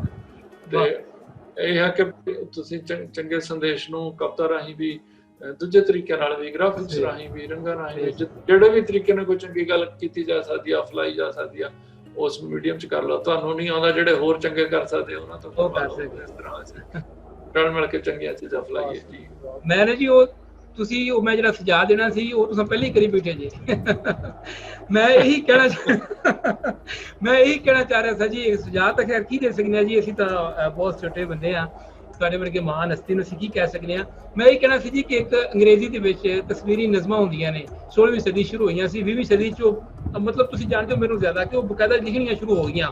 ਕੋਈ ਤਸਵੀਰ ਜਿਵੇਂ ਦਰਖਤ ਦੀ ਤਸਵੀਰ ਹੈ, ਜਾਂ ਜਿਸ ਤਰੀਕੇ ਕੋਈ ਆਈਸਕ੍ਰੀਮ ਹੈ ਜਾਂ ਕਿਸੇ ਹੋਰ ਚੀਜ਼ ਦੀ ਤਸਵੀਰ ਹੈ, ਉਹਦੇ ਵਿੱਚ ਉਹਨੂੰ ਸਕੈਚ ਬਣਾ ਕੇ ਉਹਦੇ ਵਿੱਚ ਕਵਿਤਾ ਲਿਖਣੀ ਉਸੇ ਡਿਜ਼ਾਈਨ ਦੀ, ਬਾਅਦ ਵਿੱਚ ਉਹ ਸਕੈਚ ਖਤਮ ਕਰ ਦੇਣਾ। ਉਹ ਫਿਰ ਜਿਹੜੀ ਨਜ਼ਮ ਹੈ ਉਸ ਮਤਲਬ ਤੁਸੀਂ ਪਹਿਲੇ ਕਰੀ ਬੈਠੇ ਜੀ। ਮੈਂ ਉਹੀ ਇਹੀ ਕਹਿਣਾ ਚਾਹ ਰਿਹਾ ਸੀ। ਅੱਛਾ ਮੈਂ ਪਾਣੀ ਬਾਰੇ ਮੇਰੀ ਇਹ ਗ੍ਰਾਫਿਕਸ ਆ। ਅੱਛਾ ਪਾਣੀ ਦੀ ਪੂਰੀ ਯਾਤਰਾ ਆ। ਵਾਹ। ਤੇ ਜਿਵੇਂ ਕੁਦਰਤ ਨਾਲ ਸੰਬੰਧਿਤ ਜਿਹੜੀਆਂ ਚੀਜ਼ਾਂ ਨੇ, ਇਹ ਭੋਜਨ ਬਾਰੇ, ਫੂਡ ਸਾਈਕਲ ਬਾਰੇ ਕਵਿਤਾ ਹੈ, ਉਹਦੇ ਵਿੱਚ ਲਿਖਿਆ ਤੇ ਵਿੱਚ ਵੀ ਆ। ਵਾਹ ਸਰ ਵਾਹ, ਕੀ ਬਾਤ ਹੈ ਜੀ। ਤੁਸੀਂ ਉਹ ਮੇਰੇ ਜੀ ਤੁਸੀਂ ਕਰ ਸਕਦੇ ਜੇ। ਫਿਰ ਇਹਦਾ ਮਤਲਬ ਹੈ ਕਿ ਮੇਰੇ ਦਿਲ ਨੇ ਜਿਹੜੀ ਗੱਲ ਕਹੀ ਸੀ ਕਿ ਜਸਵੰਤ ਸਿੰਘ ਜ਼ਫਰ ਸਾਹਿਬ ਕਰ ਸਕਦੇ ਨੇ ਕਿਉਂਕਿ ਮੁਸੱਵਰ ਬੜੇ ਅੱਛੇ ਨੇ, ਤੇ ਤੁਸੀਂ ਕਰੀ ਬੈਠੇ ਜੇ, ਅਸੀਂ ਤੁਹਾਨੂੰ ਸਲਾਮ ਕਰਦੇ ਹਾਂ। ਮੈਂ ਕਰਦਾ, ਬਹੁਤ ਸੋਹਣਾ, ਬਹੁਤ ਕਰਦਾ ਬਹੁਤ ਅੱਛਾ। ਇਹਨਾਂ ਨੂੰ ਗ੍ਰਾਫਿਕਸ ਨੂੰ ਤੇ ਸ਼ਬਦ ਨੂੰ ਮੈਂ ਮਿਲਾਉਂਦਾ ਜਲਾਉਂਦਾ ਰਹਿਣਾ, ਜਿੱਥੇ ਮੈਨੂੰ ਬਹੁਤ ਚੰਗਾ ਲੱਗਦਾ। ਤੁਹਾਡਾ ਜੀ ਬੜਾ ਕੀਮਤੀ ਵਕਤ ਹੈ, ਅਸੀਂ ਤੁਹਾਡਾ ਬਹੁਤਾ ਵਕਤ ਨਹੀਂ ਲਵਾਂਗੇ, 2-3 ਸਵਾਲ ਸਿਰਫ ਰਹਿ ਗਏ ਨੇ। ਇੱਥੇ ਮੇਰੇ ਹੁਣ ਧਿਆਨ 'ਚ ਗੱਲ ਆਉਂਦੀ ਹੈ ਕਿ ਜਦੋਂ ਅਸੀਂ ਗੁਰੂ ਨਾਨਕ ਦੀ ਗੱਲ ਕਰਦੇ, ਗੁਰੂ ਨਾਨਕ ਨੇ ਵੀ ਇਹਨਾਂ ਚੀਜ਼ਾਂ ਨੂੰ ਬਣਾ ਕੇ ਸ਼ੁਰੂ ਕੀਤਾ ਜੀ। ਹੁਣ ਉਹ ਬਾਤ ਕਰਦੇ ਇੱਕ ਓਂਕਾਰ ਤੋਂ ਸ਼ੁਰੂ ਕਰਦੇ ਆ। ਜਿਹੜਾ ਏਕਾ ਹੈਗਾ ਉਹ ਡਿਜਿਟ ਹੈਗਾ, ਮੈਥਮੈਟੀਕਲ ਟਰਮ ਹੈਗੀ ਆ। ਜਿਹੜਾ ਊੜਾ ਆ ਉਹ ਹੈਗਾ ਆ ਉਹ ਤੁਹਾਡਾ ਅੱਖਰ ਹੈਗਾ ਆ, ਤੇ ਉੱਤੇ ਜਿਹੜੀ ਕਾਰ ਹੈਗੀ ਆ ਉਹ ਇੱਕ ਗ੍ਰਾਫਿਕ ਹੈਗਾ, ਬ੍ਰਹਿਮੰਡ ਨੂੰ ਰਿਪਰੈਜ਼ੈਂਟ ਕਰਦੀ ਇੱਕ ਕਰਵ ਹੈਗੀ ਆ, ਕਿ ਉਹ ਇੱਥੋਂ ਪਤਾ ਲੱਗਦਾ ਕਿ ਸਾਨੂੰ ਇੱਕ ਯਾਨਰ ਦੇ ਵਿੱਚ ਜਾਂ ਇੱਕ ਮੀਡੀਅਮ 'ਚ ਨਹੀਂ ਗੱਲ ਬਣ ਸਕਦੀ, ਸਾਨੂੰ ਸਾਰਿਆਂ ਪੂਰੀ ਕਾਇਨਾਤ ਨੂੰ ਸਮਝਣਾ, ਪੂਰੀ ਜ਼ਿੰਦਗੀ ਦੀ ਗੱਲ ਕਰਨੀ, ਤੇ ਜਿੰਨੇ ਸਾਰੇ ਡਿਸਪਲਿਨ ਜਾਂ ਡਿਸਕੋਰਸਿਸ ਨੇ ਉਹਨਾਂ ਨੂੰ ਇਕੱਠੇ ਕਰਾਂਗੇ ਤਾਂ ਅਸੀਂ ਸੌਖੇ ਰਵਾਂਗੇ ਤੇ ਉਹਦਾ ਜ਼ਿਆਦਾ ਅਸਰ ਹੋਊਗਾ ਜੀ। ਵਾਹ ਵਾਹ, ਬਹੁਤ ਸੋਹਣਾ, ਕੀ ਬਾਤ ਤੁਸੀਂ ਦੱਸੀ ਜੀ, ਇਹ ਬਹੁਤ ਖੂਬਸੂਰਤ ਗੱਲ ਦੱਸੀ ਤੁਸੀਂ ਨੇ, ਬਹੁਤ ਸੋਹਣੀ, ਬਹੁਤ। ਬਸ ਇਹ ਜੀ ਇਸੇ ਤਰ੍ਹਾਂ ਤੁਸੀਂ ਲੱਗੇ ਰਹੋ, ਇਸੇ ਤਰ੍ਹਾਂ ਸੋਹਣੇ ਆਰ ਲੱਗੇ ਰਹੋ ਤੇ ਆਪਣੀ ਮਾਂ ਬੋਲੀ ਦੀ ਤੁਸੀਂ ਇਸੇ ਤਰ੍ਹਾਂ ਸੇਵਾ ਕਰਦੇ ਰਹੋ। ਜਸਵੰਤ ਸਿੰਘ ਜ਼ਫਰ ਸਾਹਿਬ ਜੀ, ਸਾਡੀ ਬੜੀ ਧੰਨਵਾਦ ਤੁਸੀਂ ਸਾਡੇ ਨਾਲ ਮੌਜੂਦ ਹੋ। ਅੱਛਾ, ਤੁਹਾਡੀਆਂ ਕਿਤਾਬਾਂ ਬਾਰੇ ਤਾਂ ਚੜ੍ਹਦੇ ਪੰਜਾਬ ਦੇ ਲੋਕ ਬੜੀ ਚੰਗੀ ਤਰ੍ਹਾਂ ਜਾਣਦੇ ਨੇ, ਕਿਉਂਕਿ ਤੁਸੀਂ ਉੱਥੇ ਇੱਕ ਬੜਾ ਫੇਮਸ ਫਿਗਰ ਹੋ ਮਾਸ਼ਾਅੱਲਾ, ਸਾਹਿਬ ਦੇ ਨਾਲ ਤੁਸੀਂ ਜਿਵੇਂ ਜੁੜੇ ਜੇ, ਤੁਹਾਨੂੰ ਸੁਣਦੇ ਨੇ, ਤੁਹਾਨੂੰ ਆਮਣੇ ਸਾਹਮਣੇ ਬੈਠ ਕੇ ਤੁਹਾਡੇ ਨਾਲ ਗੱਲਾਂ ਕਰਦੇ ਨੇ। ਅਸੀਂ ਚਾਹਾਂਗੇ ਕਿ ਲਹਿੰਦੇ ਪੰਜਾਬ ਵਾਸੀਆਂ ਨੂੰ ਤੁਸੀਂ ਆਪਣੀ ਕਿਤਾਬਾਂ ਬਾਰੇ ਮੁਖਤਸਰਨ ਜਾਂ ਦੱਸੋ, ਤੁਸੀਂ ਕੀ ਮੈਸੇਜ ਦਿੱਤਾ ਉਹ ਕਿਤਾਬਾਂ ਦੇ ਵਿੱਚ, ਮਤਲਬ ਜ਼ਿਆਦਾ ਇਸ ਬਾਰੇ ਕੋਈ ਥੋੜ੍ਹਾ ਜਿਹਾ। ਜੀ, ਮੇਰੀ ਪਹਿਲੀ ਕਿਤਾਬ 1993 ਚ ਛਪੀ, ਜਿਹਦੀਆਂ ਜ਼ਿਆਦਾ ਕਵਿਤਾਵਾਂ 1980 ਤੋਂ ਲੈ ਕੇ 1990-91 ਚ ਬਹੁਤਾ ਮੇਰੇ ਪੜ੍ਹਨ ਦੇ ਕਾਲਜ ਪੜ੍ਹਨ ਦੇ ਟਾਈਮ ਦੀਆਂ ਸੀ, ਤੇ 2 ਸਾਲ ਤੋਂ ਬਾਅਦ ਦੀਆਂ ਕੁਝ ਕਵਿਤਾਵਾਂ, ਤੇ ਉਹ ਮੇਰੀ ਕਹਿ ਲਓ ਕਿ ਜ਼ਿਆਦਾ ਕਾਲਜ ਟਾਈਮ ਦੀਆਂ ਕਵਿਤਾਵਾਂ। ਉਹਦੇ ਵਿੱਚ ਜਿਵੇਂ ਮੈਂ ਤੁਹਾਨੂੰ ਦੱਸਿਆ ਕਿ ਪੰਜਾਬ ਦੇ ਤਕਲੀਫ ਦਾ, ਪੰਜਾਬ ਦੇ ਖੂਨ ਖਰਾਬੇ ਤੋਂ ਪ੍ਰਭਾਵਿਤ ਕੁਝ ਕਵਿਤਾਵਾਂ ਸੀ। ਤੇ ਫਿਰ ਮੇਰਾ 91 ਚ ਵਿਆਹ ਹੋ ਗਿਆ, ਤੇ ਉਹਦੇ ਵਿੱਚ ਕੁਝ ਮੇਰੇ ਉਸ ਦੌਰਾਨ ਆਪਣੀ ਪਤਨੀ ਨੂੰ ਲਿਖੇ ਗੀਤ ਵੀ ਉਹ ਚ ਸ਼ਾਮਲ ਆ। ਪਹਿਲੀ ਕਿਤਾਬ ਇਸ ਤਰ੍ਹਾਂ ਦੀ ਆ, ਤੇ ਉਹਦਾ ਨਾਮ ਵੀ ਮੈਂ ਇਹ ਰੱਖਿਆ ਦੋ ਸਾਹਾਂ ਵਿਚਕਾਰ। ਤੇ 1993 ਛਪੀ। ਫਿਰ ਜਿਸ ਤਰ੍ਹਾਂ ਮੈਂ ਕਿਹਾ ਕਿ ਅਸੀਂ ਇਸ ਸਥਿਤੀ ਨੂੰ ਕਿਉਂ ਪਹੁੰਚੇ, ਸਾਡਾ ਆਪਣੇ ਪੈਗੰਬਰ ਨਾਲ ਸੰਬੰਧ ਠੀਕ ਰਹੇ ਤਾਂ ਅਸੀਂ ਲੋਕਾਂ ਨਾਲ ਟੁੱਟਣ ਦੀ ਬਜਾਏ ਉਹਨਾਂ ਨਾਲ ਜੁੜ ਸਕਦੇ ਹਾਂ, ਉਹਨਾਂ ਨਾਲ ਸਪਲੀਮੈਂਟ ਕਰ ਸਕਦੇ ਹਾਂ, ਅਸੀਂ ਕੰਪਲੀਮੈਂਟ ਕਰ ਸਕਦੇ ਹਾਂ, ਅਸੀਂ ਕਿੰਨਾ ਕੋਆਪਰੇਸ਼ਨ ਚੋਂ ਕਿੰਨਾ ਚੰਗੀਆਂ ਚੀਜ਼ਾਂ ਪੈਦਾ ਕਰ ਸਕਦੇ ਹਾਂ। ਤੇ ਉਸ ਚਿੰਤਨ ਮੰਥਨ ਚੋਂ ਕਿਤਾਬ ਆਈ ਸੀ ਅਸੀਂ ਨਾਨਕ ਦੇ ਕੀ ਲੱਗਦੇ ਹਾਂ, ਜਿਹੜੀ ਤਕਰੀਬਨ 2000 ਤੱਕ ਲਿਖੀਆਂ ਕਵਿਤਾਵਾਂ ਸੀ ਉਹਦੇ ਵਿੱਚ। ਤੇ ਉਹ ਸਨ 2001 ਚ 21ਵੀਂ ਸਦੀ ਦੇ ਚੜ੍ਹਾਅ ਨਾਲ ਛਪੀ ਕਿਤਾਬ ਆ। ਤੇ ਫਿਰ ਸੀ ਕਿ ਅਸੀਂ ਜਦੋਂ ਚੰਗੀਆਂ ਚੀਜ਼ਾਂ ਨੇ ਸਾਡੇ ਲਈ, ਤੇ ਅਸੀਂ ਉਹਨਾਂ ਦੀ ਦੁਰਵਰਤੋਂ ਕਰ ਜਾਂਦੇ ਹਾਂ, ਕਿ ਜਾਂ ਜਿਹੜੀਆਂ ਸਾਡੀਆਂ ਬੁਰਾਈਆਂ ਨੇ ਉਹ ਸਾਡਾ ਅਸੀਂ ਬਾਹਰੋਂ ਗ੍ਰਹਿਣ ਕਰਦੇ ਹਾਂ, ਜਾਂ ਸਾਡਾ ਡਿਜ਼ਾਈਨ ਨੇ, ਇਨਹੈਰੈਂਟ ਨੇ, ਜਾਂ ਸਾਡੇ ਮਨੁੱਖ ਹੋਣ ਦਾ ਹਿੱਸਾ ਨੇ। ਜਿਵੇਂ ਮਿਸਾਲ ਦੇ ਤੌਰ ਤੇ ਅਸੀਂ ਕਹਿ ਦਿੰਦੇ ਹਾਂ ਦਰਿੰਦਗੀ ਕਹਿ ਦਿੰਦੇ ਹਾਂ ਨਾ, ਦਰਿੰਦਾ ਆ। ਜੇ ਕੋਈ ਬੰਦਾ ਬਹੁਤ ਜ਼ਾਲਮ ਹੋਵੇ ਤੇ ਜਾਂ ਕਿਸੇ ਨੇ ਕੋਈ ਬਲਾਤਕਾਰ ਕੀਤਾ ਤਾਂ ਉਹਨੂੰ ਅਸੀਂ ਕਹਿੰਦੇ ਦਰਿੰਦਾ ਆ, ਪਸ਼ੂ ਆ, ਹੈਵਾਨ ਆ। ਤੇ ਜਦ ਕਿ ਪਸ਼ੂ ਤਾਂ ਬਲਾਤਕਾਰ ਨਹੀਂ ਕਰਦੇ, ਰੇਪਿਸਟ ਨਹੀਂ ਹੁੰਦੇ, ਪਸ਼ੂ ਬੰਦੇ ਹੀ ਹੁੰਦੇ ਆ। ਤੇ ਅਸੀਂ ਕਿਸੇ ਨੂੰ ਮਾੜੀ ਆਦਤ ਹੋਵੇ, ਕੋਈ ਬੰਦਾ ਕਹਿੰਦਾ ਠੱਗੀ ਬੇਈਮਾਨੀ ਕਰਦੇ, ਉਹਨੂੰ ਕਹਿੰਦੇ ਬੜਾ ਕੁੱਤਾ ਬੰਦਾ ਆ, ਜਦ ਕਿ ਕੁੱਤਾ ਤਾਂ ਬੜਾ ਵਫਾਦਾਰ ਹੁੰਦਾ ਹੈ, ਕੁੱਤਾ ਤਾਂ ਬਹੁਤ ਸਹੀ ਹੁੰਦਾ ਹੈ। ਤੇ ਅਸੀਂ ਆਪਣੀਆਂ ਬੁਰਾਈਆਂ ਨੂੰ ਨਾ ਦੂਜੇ ਜਾਨਵਰਾਂ ਨਾਲ ਜੋੜ ਦਿੰਦੇ ਹਾਂ, ਜਦ ਕਿ ਉਹਨਾਂ 'ਚ ਤਾਂ ਹੁੰਦੀਆਂ ਨਹੀਂ ਉਹ। ਜਾਂ ਅਸੀਂ ਸਕੂਲ 'ਚ ਕਹਾਣੀ ਪੜ੍ਹੀ ਆ ਕਿ ਲਾਲਚੀ ਕੁੱਤਾ ਹੁੰਦਾ ਸੀ, ਉਹਨੇ ਦੂਜੇ ਦੀ ਰੋਟੀ ਖਾਣ ਲਈ ਇੰਜ ਕੀਤਾ। ਤੇ ਕੁੱਤਾ ਤਾਂ ਜ਼ਖੀਰੇਬਾਜ਼ ਨਹੀਂ ਹੁੰਦਾ, ਕੁੱਤਾ ਤਾਂ ਜੋੜ ਕੇ ਰੱਖਦਾ ਹੀ ਨਹੀਂ, ਅਗਲੇ ਢੰਗ ਦੀ ਸੋਚਦਾ ਹੀ ਨਹੀਂ। ਤੇ ਉਹ ਵੀ ਅਸਲ 'ਚ ਸਾਡੀ ਕਹਾਣੀ ਆ। ਤੇ ਅਸੀਂ ਆਪਣੀਆਂ ਬੁਰਾਈਆਂ ਨੂੰ ਜਾਨਵਰਾਂ ਤੇ ਲਾ ਦਿੰਦੇ ਹਾਂ। ਤੇ ਮਨੁੱਖ ਦੇ ਜਿੰਨੇ ਮਸਲੇ ਆ, ਉਹ ਜੇ ਮਨੁੱਖ ਦੀ ਮਨੁੱਖ ਹੋਣ ਦੇ ਕਰਕੇ ਬਰਕਤ ਹੈ, ਤੇ ਮਨੁੱਖ ਦੇ ਮਸਲੇ ਵੀ ਮਨੁੱਖ ਕਰਕੇ ਹੀ ਆ, ਦੂਜੇ ਕਰਕੇ ਨਹੀਂ ਹੈਗੇ। ਵੈਸੇ ਸਾਡੇ ਪਰ ਜਾਤੀ ਤੌਰ ਤੇ ਵੀ ਅਸੀਂ ਦੇਖੀਏ, ਸਾਡੀਆਂ ਜਿੰਨੀਆਂ ਦੁੱਖਾਂ ਤਕਲੀਫਾਂ ਨੇ ਉਹ ਸਾਡੇ ਅੰਦਰ ਹੀ ਪੈਦਾ ਹੋ ਜਾਂਦੀਆਂ, ਸਾਡੀਆਂ ਜਾਂ ਕੋਈ ਬਾਹਰਲੇ ਹਾਲਾਤਾਂ ਨਾਲ ਬਹੁਤਾ ਨਹੀਂ ਉਹਦਾ ਸੰਬੰਧ ਹੁੰਦਾ। ਤੇ ਬਹੁਤੇ ਤਾਂ ਸਾਡੇ ਗੁਰੂ ਅਰਜਨ ਦੇਵ ਮਹਾਰਾਜ ਤੱਤੀ ਤਵੀ ਤੇ ਬੈਠੇ ਵੀ ਹੱਸ ਰਹੇ ਸੀ, ਉਹ ਵੀ ਤੇਰਾ ਭਾਣਾ ਮਿੱਠਾ ਲੱਗੇ ਗਾ ਰਹੇ ਸੀਗੇ। ਤੇ ਇਹਦਾ ਮਤਲਬ ਬਾਹਰਲੀਆਂ ਹਾਲਤਾਂ ਕਰਕੇ ਨਹੀਂ, ਸਥਿਤੀ ਦੁੱਖ ਸੁੱਖ ਦੀ ਸਾਡੇ ਅੰਦਰ ਹੁੰਦੀ ਹੈ।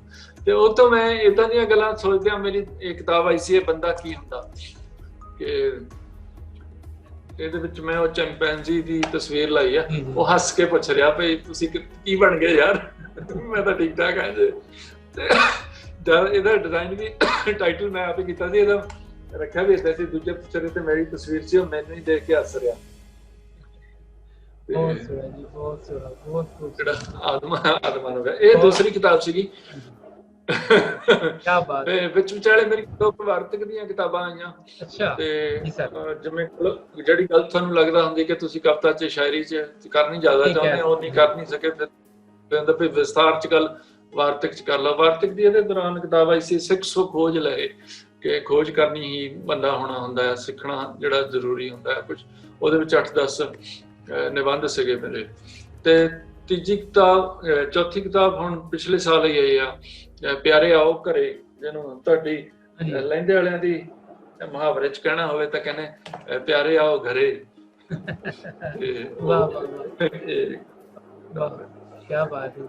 ਤੇ ਫੁਟਕਲ ਕਿਤਾਬਾਂ ਬਾਰੇ, ਦੋਸਤਾਂ ਬਾਰੇ, ਇੱਧਰ ਉੱਧਰ ਥਾਵਾਂ ਬਾਰੇ, ਜਿਹੜੇ ਜਾਂ ਅਖਬਾਰਾਂ 'ਚ ਲਿਖੇ ਆਰਟੀਕਲਾਂ ਦੀ ਇੱਕ ਕਿਤਾਬ ਆਈ ਸੀ ਮੇਰੀ ਵਾਰਤਕ ਦੀ, ਉਹ ਸੀ ਮੈਨੂੰ ਇਉਂ ਲੱਗਿਆ।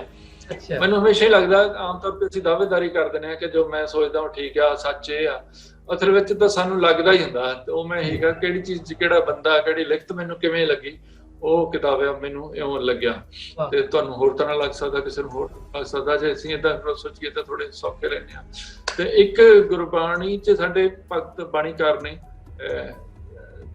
ਗੁਰੂ ਨਾਨਕ ਸਾਹਿਬ ਤੋਂ ਲੈ ਕੇ ਗੁਰੂ ਤੇਗ ਬਹਾਦਰ ਸਾਹਿਬ ਤੱਕ 6 ਗੁਰੂ ਸਾਹਿਬਾਨ ਦੀ ਬਾਣੀਆਂ ਤੇ 15 ਭਗਤਾਂ ਦੀ ਬਾਣੀਆਂ, ਜਿਹੜੇ ਅਲੱਗ-ਅਲੱਗ ਵਿਸ਼ਵਾਸਾਂ ਦੇ ਧਾਰਨੀ ਨੇ, ਜਿਹਦੇ ਵਿੱਚ ਸੂਫੀ ਬਾਬਾ ਫਰੀਦ ਨੇ ਤੇ ਕਬੀਰ ਸਾਹਿਬ ਨੇ, ਜਿਹੜੇ ਅੱਧੇ ਮੁਸਲਮਾਨ ਅੱਧੇ ਹਿੰਦੂ ਜਿਨ੍ਹਾਂ ਨੂੰ ਕਿਹਾ ਜਾਂਦਾ। ਇਸ ਤਰ੍ਹਾਂ ਨਾਮਦੇਵ ਜੀ ਨੇ, ਤਰਲੋਚਨ ਜੀ ਨੇ, ਰਵਿਦਾਸ ਜੀ ਨੇ, ਜੈਦੇਵ ਜੀ ਨੇ, ਸਦਨਾ ਜੀ ਨੇ, ਪੀਪਾ ਜੀ ਨੇ, ਸੈਣ ਜੀ ਨੇ, ਇਹਨਾਂ ਸਾਰਿਆਂ ਦੀ 15 ਲੋਕਾਂ ਦੀ ਬਾਣੀਆਂ। ਉਹਨਾਂ ਬਾਰੇ ਮੈਂ ਪਹਿਲਾਂ ਅਸਲ ਵਿੱਚ ਕਬੀਰ ਸਾਹਿਬ ਬਾਰੇ ਇੱਕ ਮੇਰਾ ਲੇਖ ਛਪਿਆ ਸੀ ਪਹਿਲੀ ਕਿਤਾਬ 'ਚ, ਉਹ ਦੋਸਤਾਂ ਨੇ ਬਹੁਤ ਪਸੰਦ ਕੀਤਾ। ਕਿ ਫਿਰ ਮੈਨੂੰ ਲੱਗਾ ਕਿ ਬਾਕੀ ਬਾਣੀਕਾਰ ਨੇ ਮੈਨੂੰ ਰਵਿਦਾਸ ਜੀ ਬਾਰੇ ਵੀ ਲਿਖਣਾ ਸੋਚਣਾ ਚਾਹੀਦਾ। ਉਹ ਮੇਰੀ 8-10 ਸਾਲ 'ਚ ਮੈਂ ਉਹਨਾਂ ਸਾਰਿਆਂ ਬਾਰੇ ਇੱਕ ਲੇਖ ਲਿਖਿਆ ਤੇ ਫਿਰ ਇੱਕ ਸਾਂਝਾ ਲੇਖ ਲਿਖਿਆ ਕਿ ਉਹਨਾਂ ਦਾ ਗੁਰਬਾਣੀ 'ਚ ਕੀ ਮਹੱਤਵ ਆ।